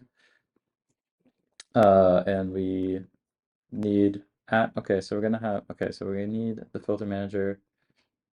Okay, so we need the current filter. That's all right for now. So okay, it's just going to determine which to-dos to display, but it's going to be based on this dot data because we're inside the to-dos manager now, and it has access to the data for the to-dos. Then we have render to-dos, and this dot determine blah blah blah. Then we have display to-dos, so it'll be this dot display to-dos. Okay, and then we have to do click handler.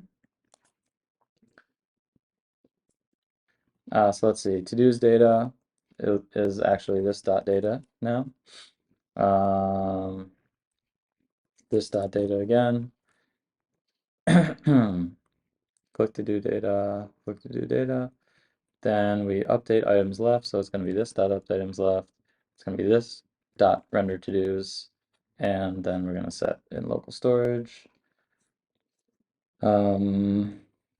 Okay, to do's dot for each. We're setting event listeners here, so this will be our setup event listeners. Oh, okay, I see. So this will set an event listener on every to do, and then this first one is setting event listener on our form. Okay, that's all right. So to do click. So this will be this dot to do click handler now. To do's is our DOM nodes that we grabbed at the top, so that's okay. And then our clear completed button, we're also setting an event listener, so let's add that to our setup event listeners.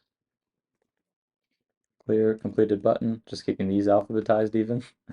And when clear completed is clicked, we do this dot data dot filter. We filter, oh wait, yeah, we filter, and then we this dot render to dos. Okay. What else? Almost there. I think we don't need that anymore. So we're going to this, whoops. So we're going to replace this with TodoManager. And these two guys are supposed to happen on the initial run of the code. So this will go in our initialize now, those two lines. In our TodoManager, in our initialize, we want to do these guys. And these are now method properties of the class instance. So we can do this dot blah, blah, blah. I think that, let's test everything now. See what's working and what's not. Okay, the filter alone did not work. Render to-dos is not defined, line 106. It's going to now be TodoManager dot. And notice I'm using lowercase TodoManager because lowercase TodoManager is the instance of the TodoManager class. And that, the instance, is what has the method property called render to-dos. All right, so now let's try again. Okay, so our filters appear to be working. Let's clear. Okay, to-dos data. I do still have to-dos data, so let me get rid of wherever I have that. That's okay there, because it's the input. Here, set up event listeners. Okay, this should be this dot data that we're setting in local storage. Same here. This dot data, and here as well, this dot data. Okay, so now let's see. That's good. Clear completed. Active completed is empty. That's good. Okay, to do click handler. Somewhere I'm not saying this. Okay, so I say this here. Okay, now when I click, I'm toggling and it's working. I click delete button. It worked. So that's good. Let's create a couple. Oh, okay, creating a to-dos now is not working. Render to-dos. Somewhere I'm not using this, I think. Switch. That's okay. Right here, I'm not using this dot render to-dos. Let's see the next one as well. Okay, so now I think this should work. Okay, 3 items left, 4 items left. Go to active, they're all there. Go to all, they're all there. Toggle, bam, bam, bam, bam, bam. Okay, everything appears to be working. So we have now just put everything into these classes. And now look at our code and how organized it is. We have a couple general functions at the beginning, a object for everything related to the delete buttons that we have. We have a theme manager to deal with everything with theme. So let me just minimize these just to demonstrate how simple everything is organized now. We have FilterManager, deal with everything filter, TodoManager, deal with everything to do. That's it. And then we just have these functions here, initialize, initialize, initialize, and our app is working. So aside from a little bit of refactoring on the classes we just wrote, there's not that much left to do. I just want to separate our app out into different files so that you can learn how to structure your files and folders in order to have your project scale as it becomes larger without having to deal with one giant file, basically. And then after that, you will have an understanding of how to make an app in a more advanced way. And hopefully that this has brought your thinking to a higher level about how to go about building front-end applications. So let's look at our ThemeManager class. And at first glance, I'm not really seeing a lot of repetitive code, so I think that that doesn't require much refactoring. I think it looks fine. I do like the idea of roping these three guys together because these are the actual filters, and then we have class names and we have data keys. So I'd rather have something called filters, and then we put all, but now it's object format like this, basically. So that the filters are kind of grouped together a little bit more, it's a little easier to see. So now where I had all on all caps, I only did it once. So FilterManager dot filters dot all. Where else did I use active in all caps? We say FilterManager dot filters dot active and FilterManager dot filters dot completed. See if I'm using this anywhere else. Yes, I think I am. Oh, that's okay. TodoManager. Okay, so there's TodoManager completed as well. The reason that I did not put this in all caps is because I want the constants themselves, the actual values themselves, to be capitalized. But this is just like a property of FilterManager, but it's not the end variable that I'm going to be using. So I'd rather the actual strings I'm storing in as a variable be all caps. That's sort of like the naming convention that we'll typically follow. So also where I had class names in all caps, I want to change it to a normal casing, a bit more of a normal casing. Where else? Okay, so now I don't have any more all caps class names. So those were simple ones. So now we're in filters. And as far as the code goes, let's see if there's any refactoring that can be done. TwoManager, ready to do update UI. I think that these three instructions can be made into its own function just to make our methods here look even more modular. Because I would have to like go in and read, okay, what are these three lines doing? But really what these are doing is just applying a change in the to-dos, right? So I'd rather write a separate function called apply with those instructions and instead just say this dot apply. Maybe apply changes or something. Then our app is even more readable, right? The switch method will basically check if the clicked filter is the current filter, and if not, then we change the current filter to the click filter, and then we apply changes. You know, we apply the change that just got made. And so maybe apply change because there's only one change in the filter technically. And then we TodoManager.render to-dos. I'd rather set in local storage first, make sure that the data got set in local storage, then render the to-dos out again and update the UI. So should update UI. So this is specifically the filter UI, not the to-do UI. So I'm gonna actually just say update filter UI to be very verbatim on what's happening there, because we are technically updating the UI with the TodoManager render to-dos as well. I want to see where else I'm using that. Okay, so that's the only time I use it in FilterManager because this is in the TodoManager. So yeah, update filter UI seems more appropriate to me just because I want to distinguish that it is updating filter UI and not the TodoManager stuff, to-do UI. So maybe I'll put that up there too, above this guy. Okay, so let's see what else. When we initialize, we set up event listeners, we update the filter UI. I think aside from that, we are pretty good. Okay.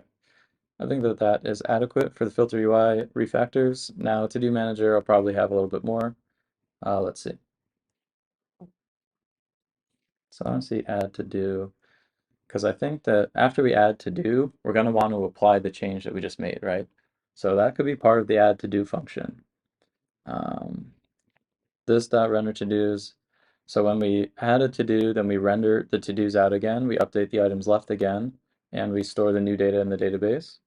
When we clear the completed, we render the to dos again, and we set the new data in the database. So a little bit repetition there in terms of what we're doing when we make a change in the list of to dos, right? Technically, we could run this function update items left here as well, right here. However, we know that if we're just clearing completed, then the items left will remain the same because the items that are completed were already marked completed, so they are not going to contribute, whether they're removed or not, to the total of items left. Let's see, also click handler. When we click a to-do, we're also updating the items left and rendering the to-dos and storing in local storage. So there's definitely repetition here. And let's make another function like apply changes again for this to-do manager.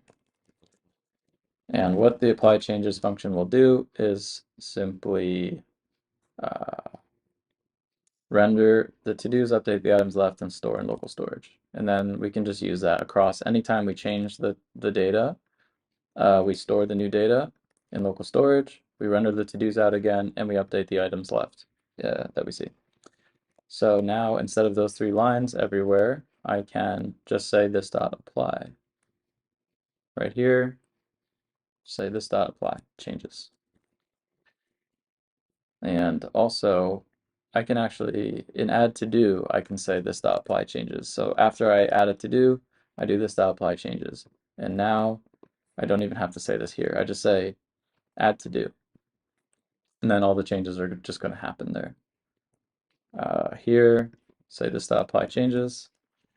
So in this function, I either deleted a to do or I toggled one. So I'm going to apply the new UI changes. I think that was all. Initialize, what about an initialize? We can update items left, render to-dos, and we set the data. I think maybe we can just say it here as well. I know it's in the initial, so we don't have data to set yet. So I think I'll just leave that as is. But I could say this dot apply changes, but I think it makes more sense to run apply changes when we've actually made a change. Okay, so we're looking a little bit, okay, also here, this dot apply changes. So right after we clear the completed, we apply the changes. And this dot add to do will apply changes. And when we click this click handler, will handle what happens. So it's looking better. I'm almost thinking that our delete button should be a property of the to-do manager because the delete button is part of the to-do, isn't it? So it's kind of almost unnecessary to have it be its own thing. That's kind of what I'm thinking there. Delete button, class names, image. Maybe I'll just leave it as its own thing for now. But there could be opportunity to move it in to the to-do manager itself. I think it's fine as it is. Add to-do, apply changes. Creating a to-do looks long, but it's okay. Filter. Like you can get really crazy and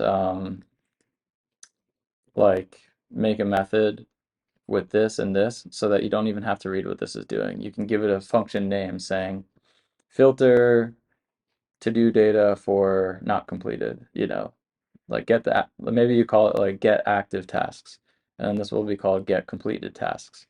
And you put it in its own function, then you just call it here. So you could technically do that. It's not a huge deal though at the moment. Maybe those are methods you'd want to use later on. But actually, here we do the same line again, so I'll just show you what I mean by that. So if I were to get active tasks, and let's just write a function for get completed tasks as well, or we'll say to-dos just to be very explicit. Get active to-dos, get completed to-dos. So it's going to return this. So if we're going to return this data.filter for not completed tasks. And here we're going to filter for completed tasks. And then here, instead of this line, I say this dot get active to-dos, and this is this dot get completed to-dos. Otherwise it's dot data. And now in my other line where was it? Here I can, instead of, so when I clear completed, I just want to get the active to-dos. So I can say this dot get active to-dos. And it's very easy to read what's happening here. When I click the clear completed button, I set the data to the active to-dos, and then I apply the, maybe I'll say UI changes. I'll just say apply changes.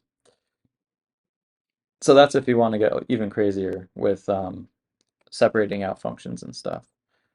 For display to-dos, let's see. We have render to-dos and display to-dos. Maybe a little confusing with the wording that there's two different functions happening there. Let's see. Display to-dos, render to-dos, display to-dos, loops through and creates a new one.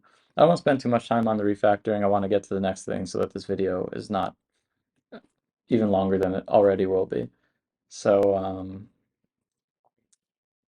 you know, there's little opportunities for shortening things even more, making them even more concise and readable.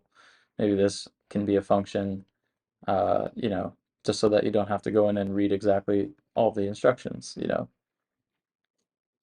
This also is where we are getting our active to-dos. So 3 times where we can do this dot get active to-dos, and it's a little bit more readable than having to look at what that function's doing, right? Just a little faster to look at, so it's nice. Okay, so that's it. That's all I'm going to do for refactoring. So now it is time to separate our app into different files. And what we're going to do, so the way that that will work, why is that there? So let me show you what we would have to do if we were to separate out our files and not use any tooling, additional tooling in our app. So let's say that all of these guys I want to separate into a file called DOM elements.js. And I grab all of these guys. So what I'm going to have to do in my index file is pull in 2 scripts now, both app.js and DOM elements.js. Let's see if that will work just to be sure. Okay, I'm having an issue. Mode icon. All right, because I can remove these lines now from this file. So now everything's working, I think. Oh, actually, I never made sure that my file was even working before. So let me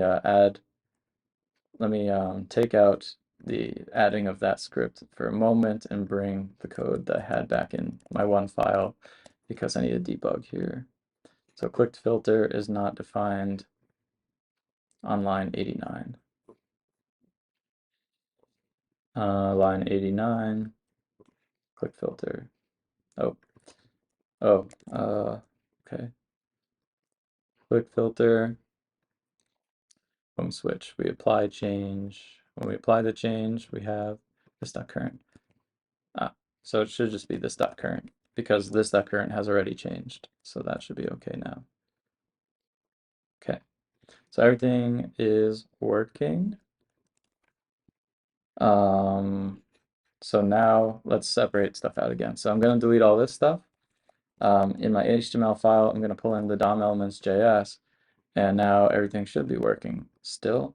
Okay, so what happens if I mistake the order of what I pull in and I accidentally pull in DOM elements.js after app.js? Well, we're going to have an issue. Mode icon is not defined in line 50 of app.js. So in line 50 app.js, I see that I'm referencing mode icon. However, mode icon doesn't exist. Why is that?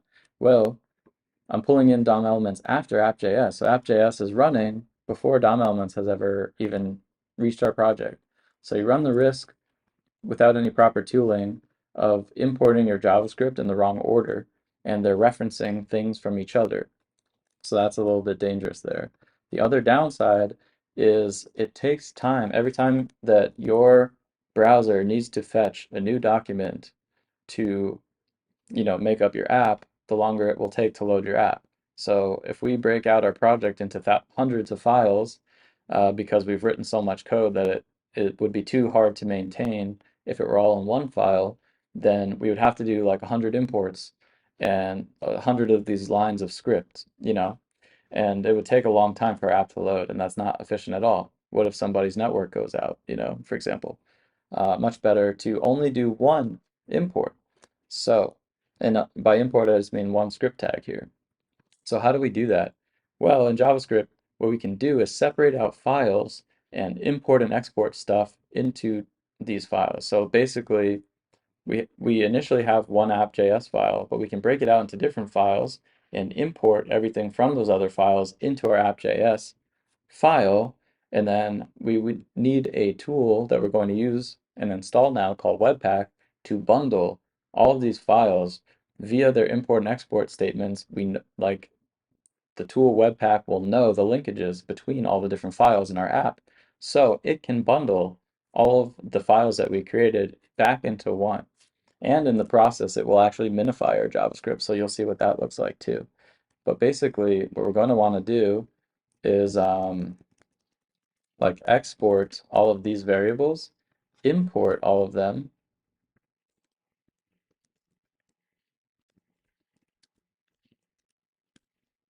all of these um, variables.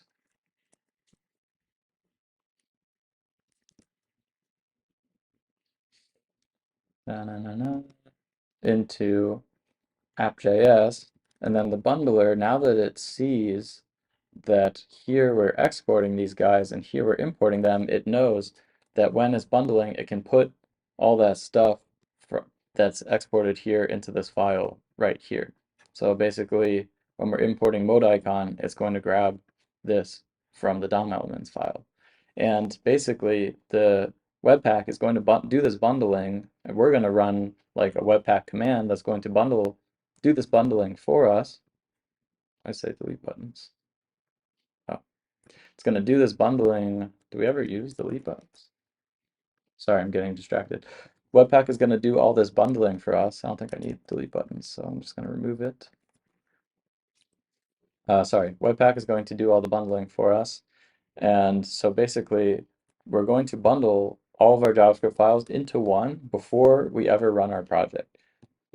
So you'll just have to see what that looks like. So what we're going to do now, which may be the first time you've had to do this, I don't know, maybe not, but we'll see, is actually install some packages such as Webpack into our project. So we have to npm init, and -y just means we're saying yes to all the questions that they'll ask us to initialize npm for our project, and that will generate a package JSON file. Oops. So our package JSON file will have some default configuration for our project. None of this will modify your project in any way at the moment. But what we're going to want to do now that we've installed npm is npm install certain packages. One of them will be Webpack, and then we're going to install a bunch of other ones. And in another video, I can explain absolutely everything that I'm going to do, but I don't want to take ages. So I'm just looking at my final product to remember all the packages I installed and all the kind of configuration I had to do. So I'll explain some of it.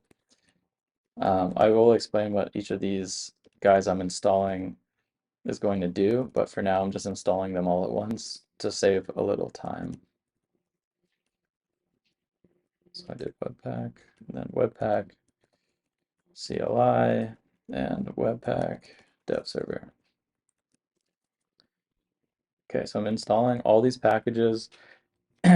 So you'll see, oops, I need to do npm install -d, which is the same as doing --save dev. So you can do --save dev or just -D, and it will install all these guys as a dev dependency as opposed to a non-dev dependency. So the difference between a dev dependency and a non-dev dependency is that dev dependencies are necessary for helping you with your application before it ever goes live, but those packages that you installed will not be actually involved in the final project. They're more tools that will help you build the final project.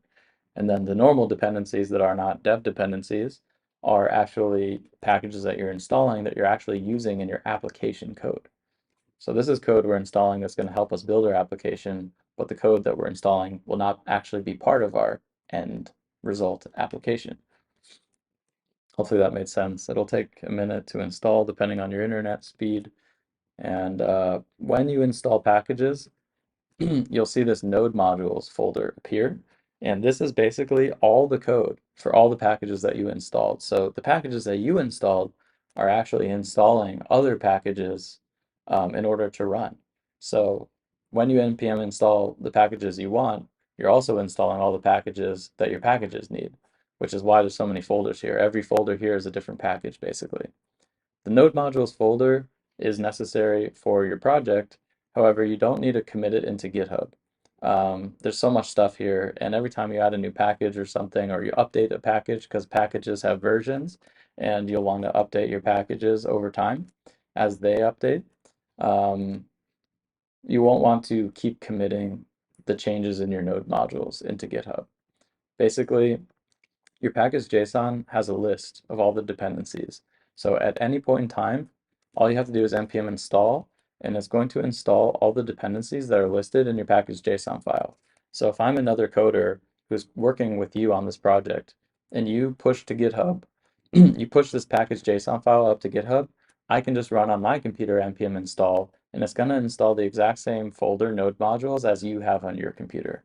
So therefore, we don't actually have to upload node modules to GitHub. Anyone can just get the same node modules as anyone else by having the same package.json file. So because I don't want to commit node modules to GitHub, I need a file called .gitignore and write node modules here. And now let me not include this for a second. And if I do git status, you'll see that node modules is something I might be able to git add and git commit into GitHub. But when I git ignore node modules, .gitignore is a file that Git will inherently recognize.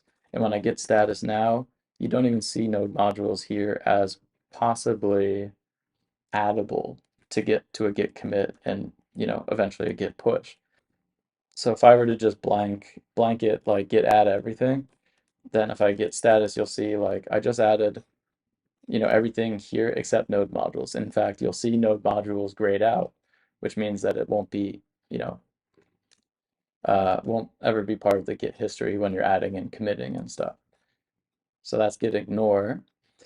Cool. So now it's time to configure our Webpack stuff.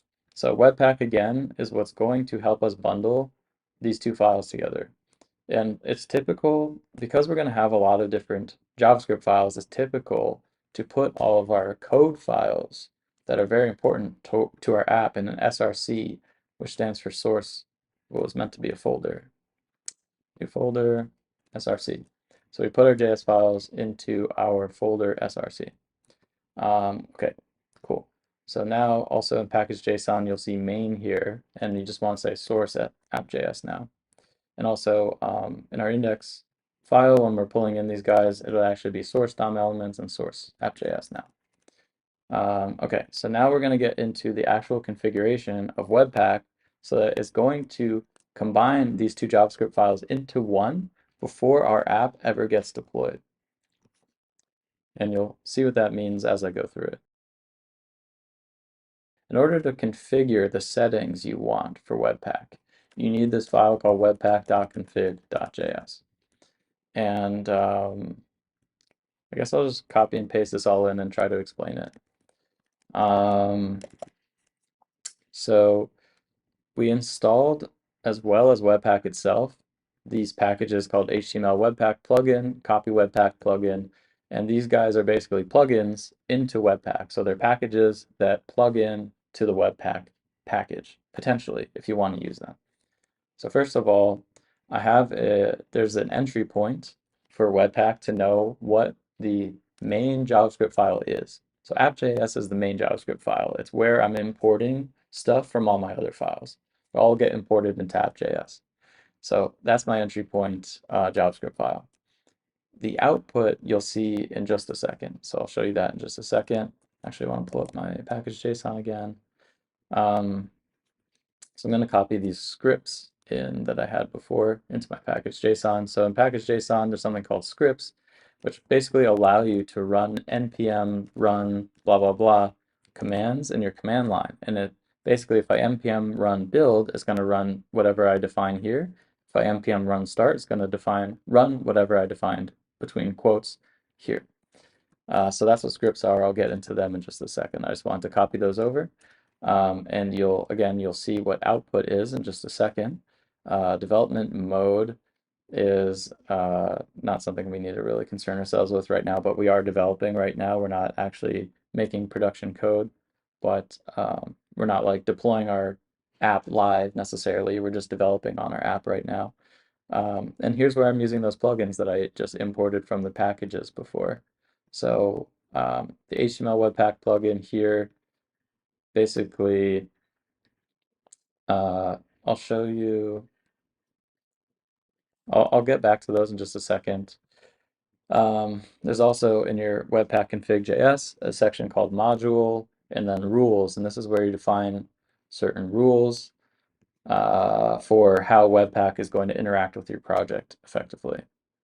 And so this is basically applying a rule to all CSS files. This here is what's called regex, which is like a string matcher format. So with a certain regex pattern as defined here and here and here, is a separate topic within JavaScript that you can learn. And what regex does is it just matches strings. So basically it's matching all of your file names where your file names are technically strings. So that's what the purpose of rules is to like see what match certain files and then apply some kind of rule to them. So style loader and CSS loader are also dev dependencies. Oh, they're actually not in here. Interesting. I actually don't remember using them, so I might comment this out. I don't think I actually need this. So let's look at this one. I have Babel Loader installed. That's a package that I'll explain. But basically, uh, I'm basically matching all JavaScript files, excluding the ones in node modules in the node modules folder. And I'm going to use something called Babel Loader on all these JavaScript files. Basically, what Babel Loader will do is transpile all the files that we matched. So all the JavaScript files will be transpiled with Babel, which is a package with a bunch of code already defined that we don't have to deal with, but it is basically converting all of the JavaScript that we wrote into earlier versions of JavaScript to ensure that our final code is going to work on more people's systems, meaning some people might have old versions or old browsers that can't run newer JavaScript that has come out over more recent years. So Babel converts all of our JavaScript that we wrote in the most modern syntax into older syntaxes that will work on more browsers and more older versions of browsers, basically. And then for images, I actually just ChatGPT'd like some options here, but effectively this is optimizing the images that are in our project. So we basically match any file with a image format, and then we apply this rule to any images that we matched. And the loader is basically the package that we installed. As you can see, image Webpack loader. It's again code that uh, involves itself with Webpack and will optimize our images. And I just copied these settings from ChatGPT. Of course, you want to understand what they are and what they do so that, first of all, you know how to modify them if you need to, but also you make sure that everything is not going to go against what you're trying to do. I was lazy and did not, look at what exactly all these settings do. You can probably do without the image loader altogether, more or less, but it's good to optimize your images, make sure that they're, as small as possible while maintaining quality. So that's why it's good to use a processor for images. And honestly, I don't remember what Resolve does. Um, so I could look it up, but you could look it up as well. Not important right now. Just wanted to show you the general structure of our Webpack config file. Now I did mention I'll come right back to these and I'll show you now what I have to do is show you Webpack command first, and then you'll see I'll be able to better explain these guys. So now's the time when we can run these Webpack related commands. So I'm going to run npm run build.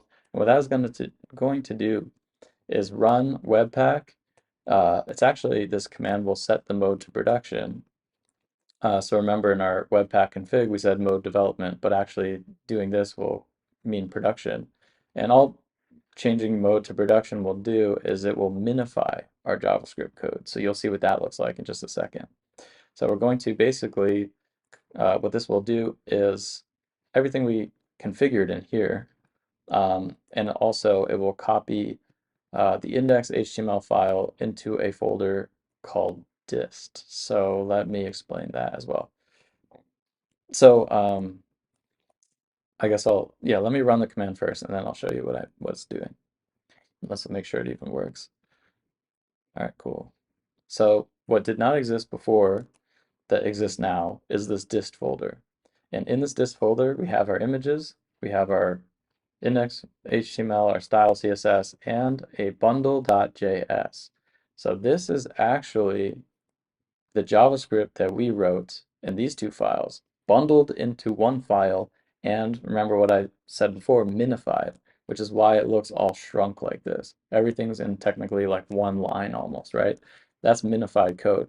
I never wrote any variables called A, called R, but they have basically taken variables that I had and changed the names to be shorter wherever possible. So why is this beneficial, minifying? Because the file now is actually shorter, which means the file itself is smaller. It's less kilobytes, less megabytes, which means that your JavaScript will load faster on somebody's website than if you just left your JavaScript as long as this file. So the shorter, the better. And Webpack allows you, with its plugins and everything, to do this without you having to do anything yourself, really, other than the configuration and the setup. Okay, so that's our bundle.js file. So let's look back at our Webpack config to see how we even got to this dist folder. So there's this thing called output, where basically it's saying, okay, whatever your bundled JavaScript file is going to be, now we're configuring where it goes and what it's called. So we're saying that the name of the file for our bundled JavaScript will call bundle.js, and the path for where this bundle.js file will go is basically in a folder called dist. So dir name is a weird JavaScript variable that just means like in the folder we're in now. So Webpack config.js, the path of that is right here in my file system slash coding slash YouTube slash to do YouTube demo, right? That's the folder for this project. And then we have Webpack config.js right in this path. So basically dir name is the path where Webpack config.js is, or the directory in which Webpack config.js is. So that this is that directory. So basically path.resolve will basically combine the path that dir name gives, which is, the path of this project itself, and then add a folder called dist. So that's why there's the dist folder, and that's why there's a bundle.js inside the dist folder. Then we have these two plugins here that will copy over our index.html into dist, and our style CSS and all of our images into dist as well. That's what these copy Webpack plugin and HTML Webpack plugin do. HTML Webpack plugin allows you to, in your HTML file, add some like templating syntax where you can kind of insert values so that the output HTML file is a combination of the template input, the template HTML file, and the values for the variables you defined in your HTML file. It's kind of confusing. You don't have to know that necessarily right now, but it is helpful to look into at some point. But basically, the first value here is, your HTML file, and then the second value, you can name whatever you want, but it's the output HTML file. And I'm not doing any templating with my HTML file. I just have my HTML file here, and then it gets copied over here, basically. So that's all that happens with that at the moment. And Copy Webpack plugin also is just copying my style CSS to, I don't remember why. I don't know if I could have said like style CSS or something. Let me just try it. And then npm run build again. And everything still looks to be fine. So I think 2 being an empty string here would have just been the default behavior. But basically I'm grabbing my style CSS file here, and the output file is also going to be style CSS in the dist folder, and my images here are also going to be images there. So I'm not modifying anything there. I just copy them over into the dist folder, and I'll explain the importance of the dist folder now. Okay, so why do we have this folder called dist? Well, this is actually what your application is going to consist of. Your app, when you're coding, is going to have a bunch of files. The source folder in particular will be huge with a bunch of JavaScript files. But like I said, we want to bundle all of our JavaScript into just one file. And that is the JavaScript file that our app is actually going to use. So when we run our app now, we're actually going to run this HTML file that will be importing the bundle.js file, not DOM-elements.js, not app.js. So actually what I have to do is remove these two lines from HTML file so they're not hard-coded in there. And Webpack actually takes care of this on its own. When I npm run build, the HTML file will not have those script imports. You won't see it.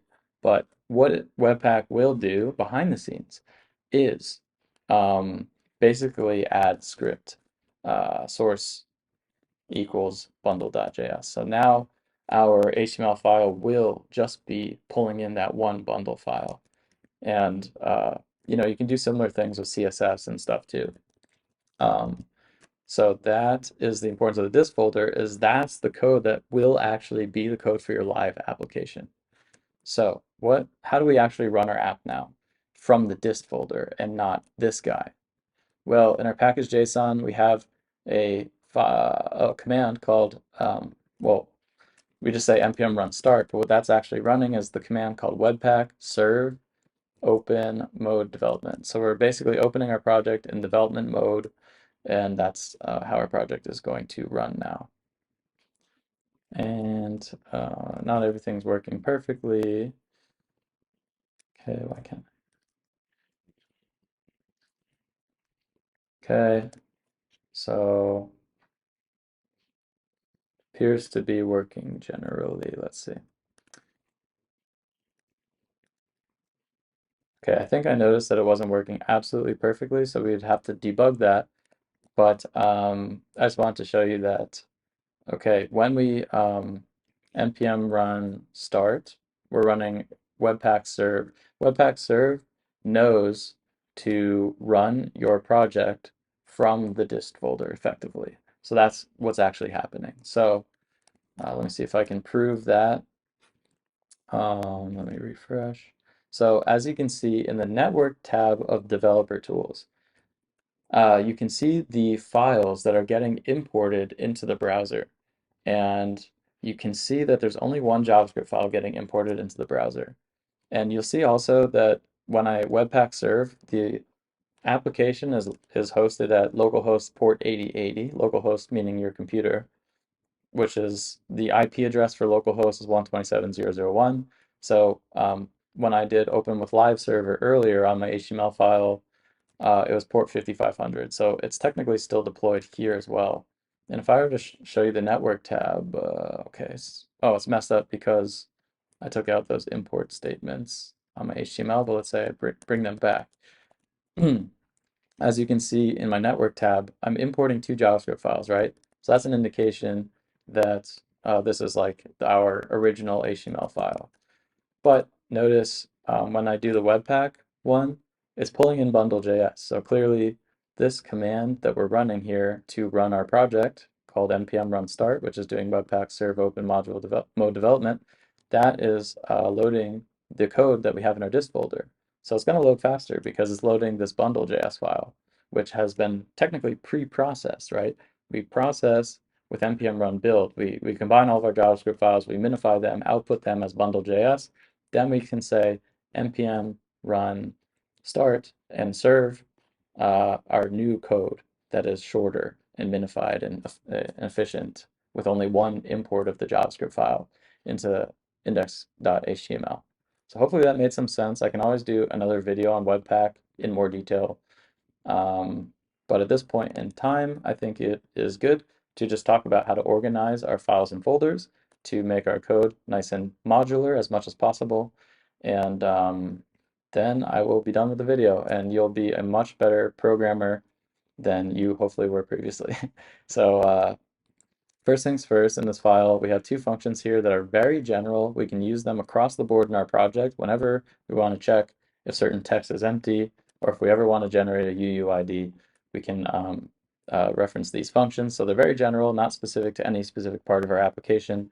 So what I'm going to do is inside of source, create a folder called util.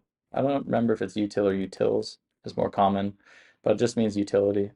So these are for like general things effectively that are just going to be helpful across the board for your project. And I'll just call these like helpers, like helper functions. And I'm going to bring these two functions into this file instead. And now in my app.js, I just import them. Just going to import, and I have to export these as well. Export, and I need the F here. So generate UUID and text not empty.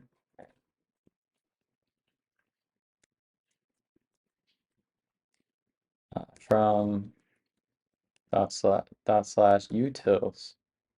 I think it's utils is more common, so I'm going to do utils, call it utils slash helpers dot. So now those guys are getting imported. I think DOM elements will also go in utils DOM elements because that's pretty simple and not too important functionally. Okay, save. Now everything still appears to be good. So I've broken those things out. Now I have my managers, right? I have three different classes. What's cool with this class-based structure is the idea of like, having everything related to one entity of your application in one file. So in my source, I can create a new folder called managers. Then I can have my to-do manager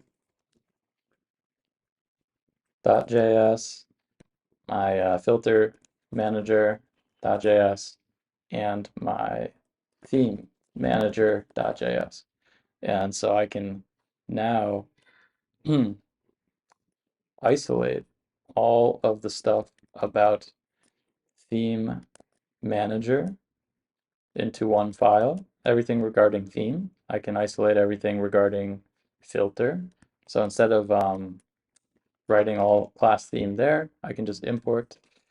I'm going to import, theme manager from /managers/theme manager. I'm going to do the same for filter manager and to do manager, and just bring these guys into their own file. Filter manager, boom. Theme manager, boom. To manager. Grab all this.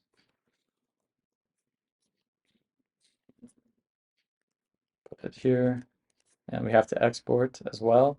So what I have to export is actually a new to-do manager.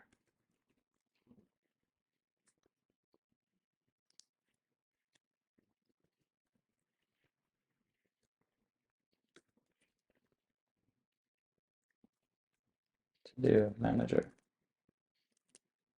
Export. Okay, so export and export default just kind of change the syntax of how you import. Otherwise, there's no difference. So just that's something I can also explain in another video, importing and exporting at a higher level. Surprised I can't export. Maybe I can export default, just this. Yeah. So I'm basically exporting a new to-do manager in this file. I'll be exporting a new theme manager in this file. And I'm exporting a new filter manager in this file, because what I'm importing in app.js is actually the instance of the classes. And I don't need these anymore. I could have also exported the class and then done this line here, but I just did it in the file itself. Delete button, I'm just going to put in its own file as well, and call it, I'll put it in utils and just call it DeleteButton.js. And then we export it. this. In fact, export default, that doesn't matter. Just export delete button, and then in app.js, I'm going to import delete button capitalized from utils delete button. Okay, actually don't even need to import that. So I'm going to have to import things into each other because if you notice, like I was using all of these mode icon, to do, create to do form, filters, to dos in you know, the managers and stuff. But now the managers are in different files, so my app.js file is actually really simple now. All I need to do is import my managers and then initialize them, and that's literally it. And then I can go into my ThemeManager.initialize. Okay, why is that not? Anyway, I can go into my theme manager, go to initialize, and then figure out everything that happens from there. So everything related to theme manager will have to be here. So I'm using a lot of stuff from, you know, the DOM, like here, mode icon. So here I'm going to actually have to import mode icon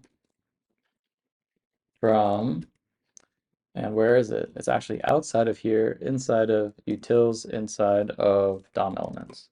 So now I have mode icon. Where else do I have an issue? I actually like the idea of utils also having local storage related functions in there. Whatever. That's something that you would do typically, but we don't have to do that now. Not too important. Okay, so what else in here? I don't know. I don't see much. I'll have to follow the errors to figure out everywhere to do this stuff. But items left placeholders, one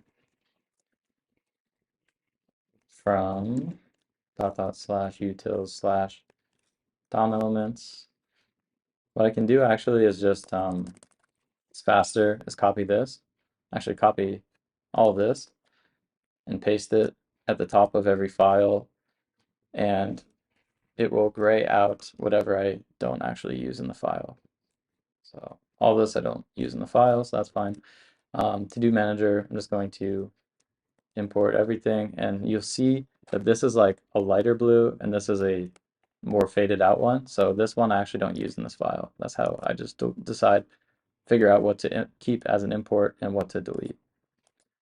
Okay, delete button, items left placeholder. It's up there. FilterManager, delete button, blah, blah, blah. Okay, so that's everything I import into TodoManager. I can, oh, I have to go back one more time, copy all this crap again. Oops.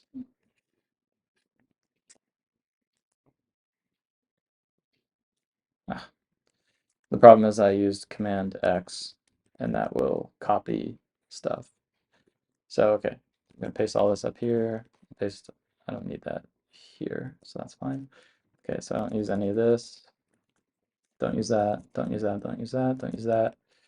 Let's see what else. Still getting errors, so I'll have to figure out where. Okay, let's see. In source app.js, ThemeManager was not found in managers ThemeManager. Okay, so this is actually the difference between export and export default.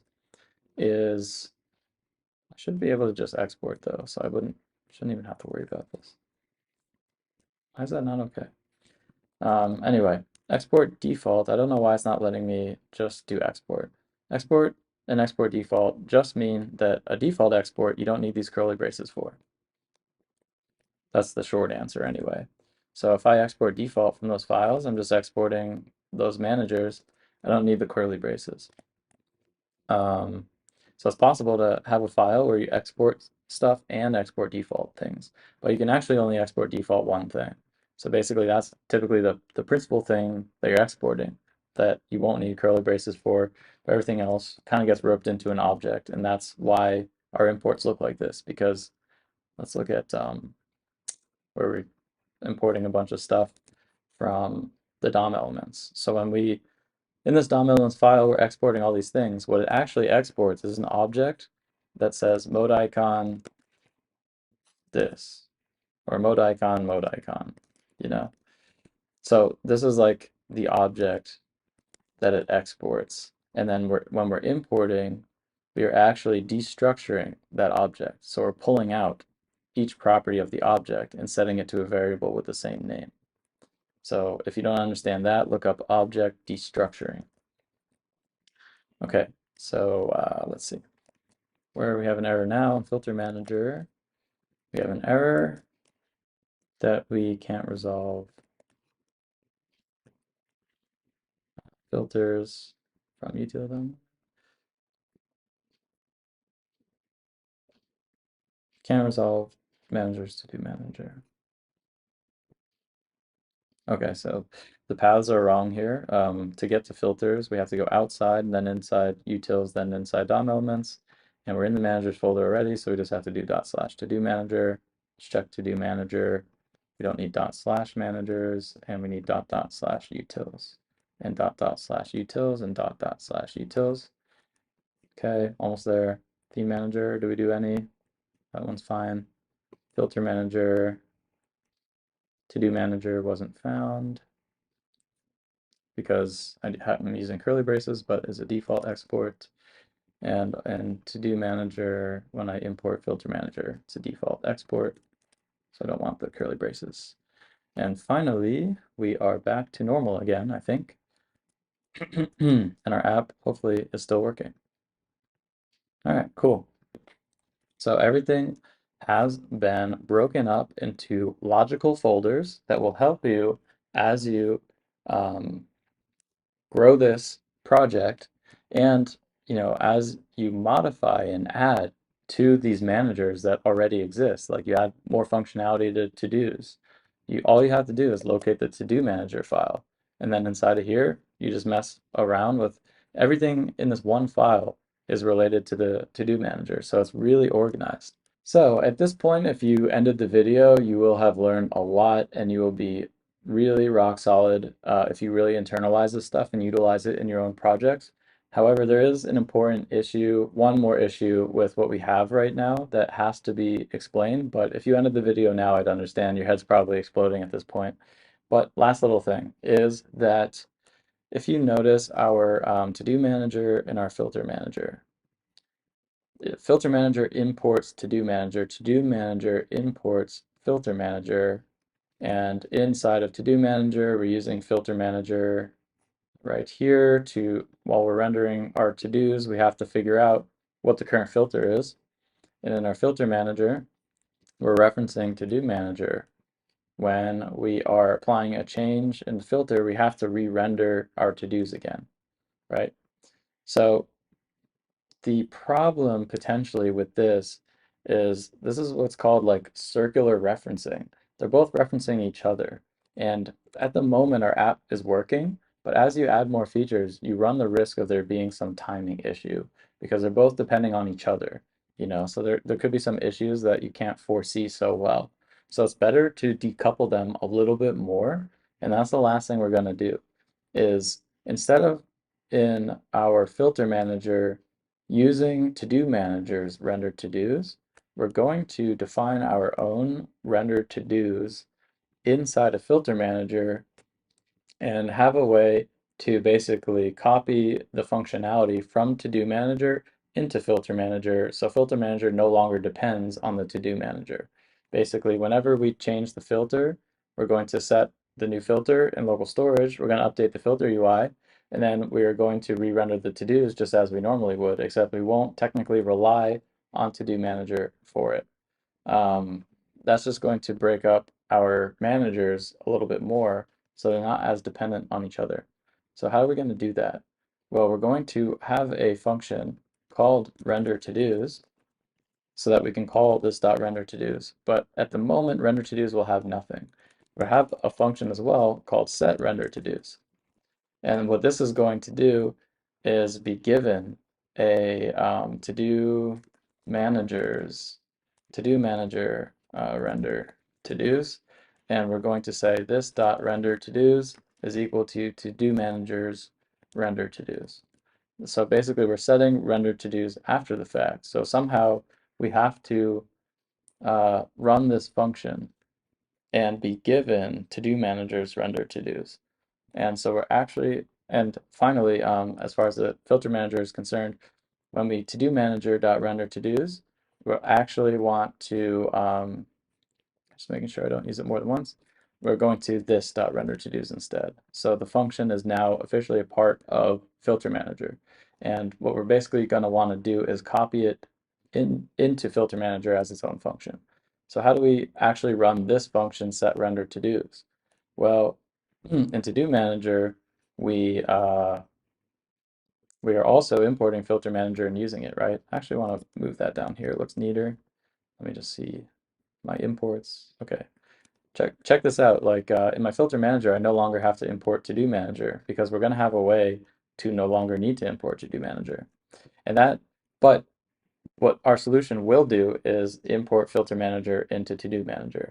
But it's no longer considered cyclical referencing, meaning TodoManager is pulling in FilterManager and using it, but FilterManager isn't pulling in TodoManager as well.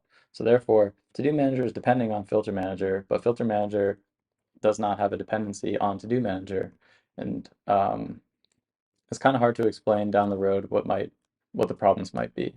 Um, so I can do a separate video on this cyclical referencing concept, so I can think more deeply about a good example for it.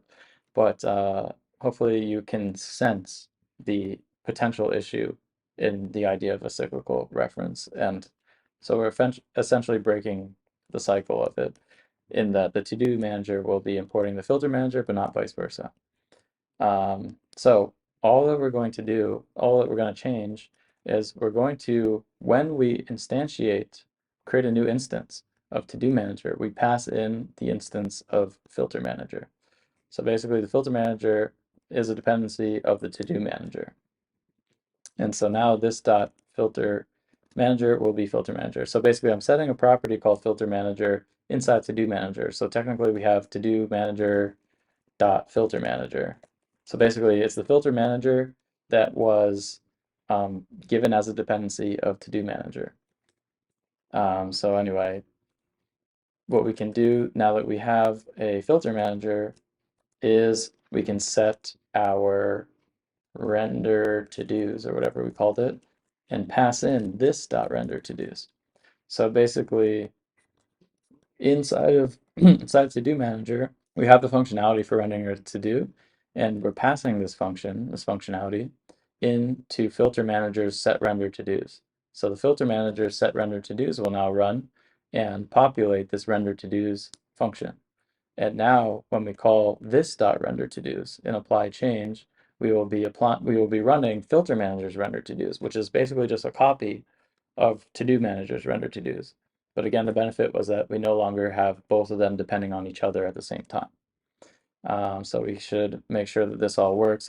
Also, instead of putting render to-dos here, maybe it looks a little weirder than if I were to just do, actually, I don't think I need to do anything there. I think here I just create, let's see if that will work. So, okay, we're in all, so it's already, it doesn't look so good.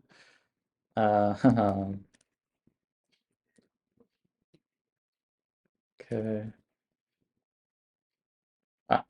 So we also have to modify determine to-dos.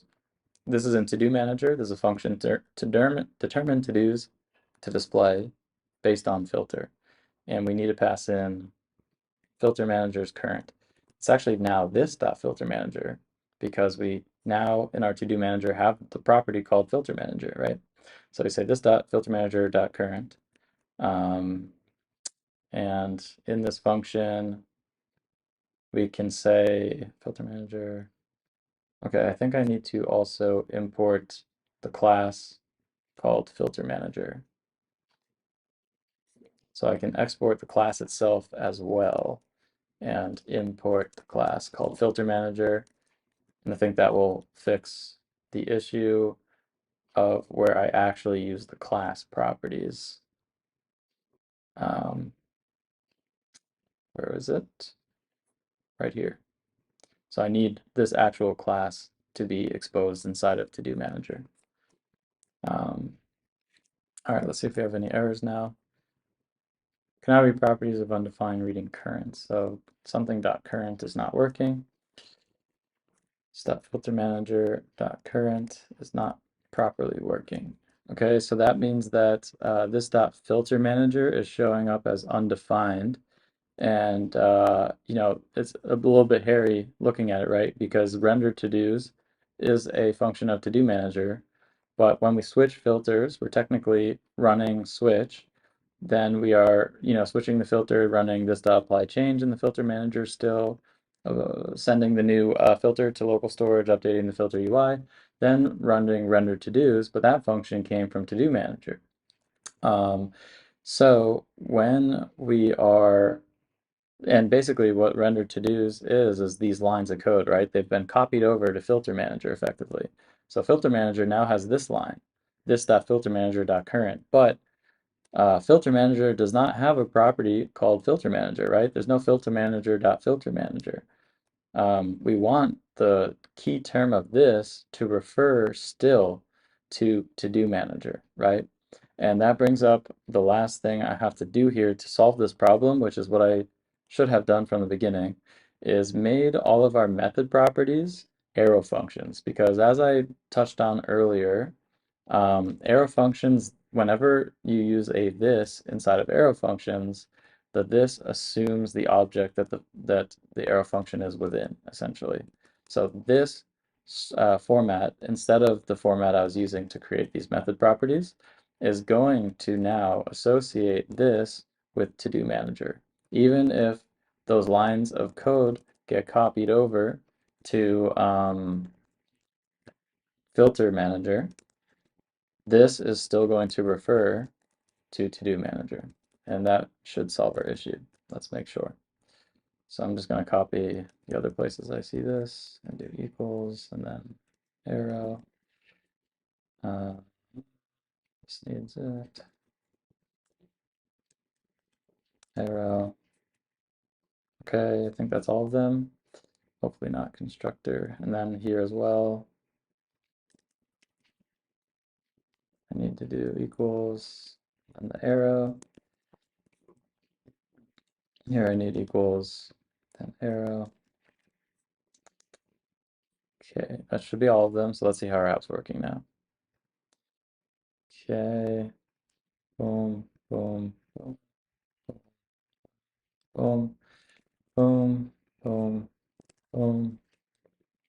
All right, so everything is now working. So I just had to make everything an arrow function, and now our cyclical problem is fixed. TodoManager is, again, pulling in FilterManager and using it. However, FilterManager is not pulling in anything from TodoManager. TodoManager is what is setting FilterManager's property, essentially. When so let's look at the flow of the app real quick. So the app will first initialize our ThemeManager, then our FilterManager. So well, let's see what happens here, right? First, we import ThemeManager. So this is our app.js, so this is where all the code begins. So first we import ThemeManager. What is ThemeManager? Well, it is running basically what happens when you run a new ThemeManager. So it's basically an object with certain properties. It has a current property, it has all these method properties. That's what ThemeManager is. Then we do FilterManager, or import FilterManager. What is that? Well, it's a new FilterManager class instance. So this new FilterManager has the current property and a bunch of method properties. Then we import a TodoManager. TodoManager actually takes in the FilterManager that we just created. So we have to create FilterManager before TodoManager. That's important. But TodoManager now takes in the FilterManager and will basically export an object with this dot data, this dot filter manager, and that's it. And then a bunch of method properties. So now we have these three guys, and then we initialize ThemeManager, and that will set the initial class on the body that will make it light mode or dark mode. And we'll set up all the event listeners related to theme. So we'll set up the event listener on the mode icon. FilterManager initialize, we'll set up the event listeners for anything related to clicking a filter, and then update the initial filter UI. And to-do will, on initialize, will set up the event listeners for any clicks on to-dos. It will update the items left on the screen.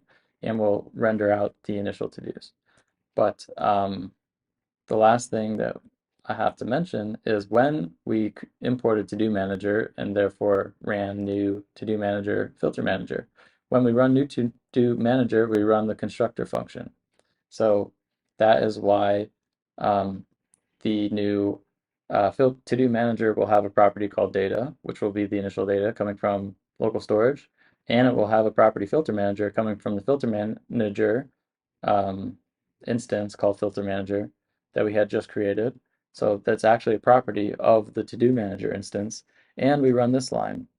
Again, when we run this line, we run the constructor function. So therefore, we are also running this last line here, which is saying this.FilterManager dot set render to dos. So set render to dos is a method property of the FilterManager. Set render to dos. And we pass in this dot render to dos, meaning TodoManager's render to dos. So we're passing in TodoManager's render to dos into FilterManager, and its FilterManager is taking that function and setting it equal to its own render to dos property. So now FilterManager has a render to dos property, and when any change to a filter happens, it's going to run the instructions in that render to dos function that again came from TodoManager. And because of arrow functions, TodoManager's render to dos, when we say this.filtermanager.current, this will always apply to the TodoManager itself because TodoManager does have a property called FilterManager, which has a property current. So as a little bit of a recap there, I know the cyclical thing is a little confusing, and you know, even if it took you a few more times of seeing that to understand it, just in general, having the O.O.P structure down is really going to benefit you in your professionalism when you're coding and your organization. And you'll be able to talk about, if in an interview you're asked like, how do you code? How do you organize your code? You have an actual answer now. So anyway, that concludes our to-do series where we went from building things very basically to all the way up to now building this really nice O.O.P structure that is way more professional and interesting to an interviewer. And I think that there's not a lot of stuff teaching that stuff today. So hopefully you found it useful. Let me know in the comments if you have any questions. I know it's a tricky topic potentially for someone who's never seen this stuff before. So I can do further videos on it. So let me know what you want to see. I hope you like the series and subscribe for more series that I will make and other tips and tricks that I will share with you. So thank you so much for joining and sticking it through all these videos, and I'll see you on the next one.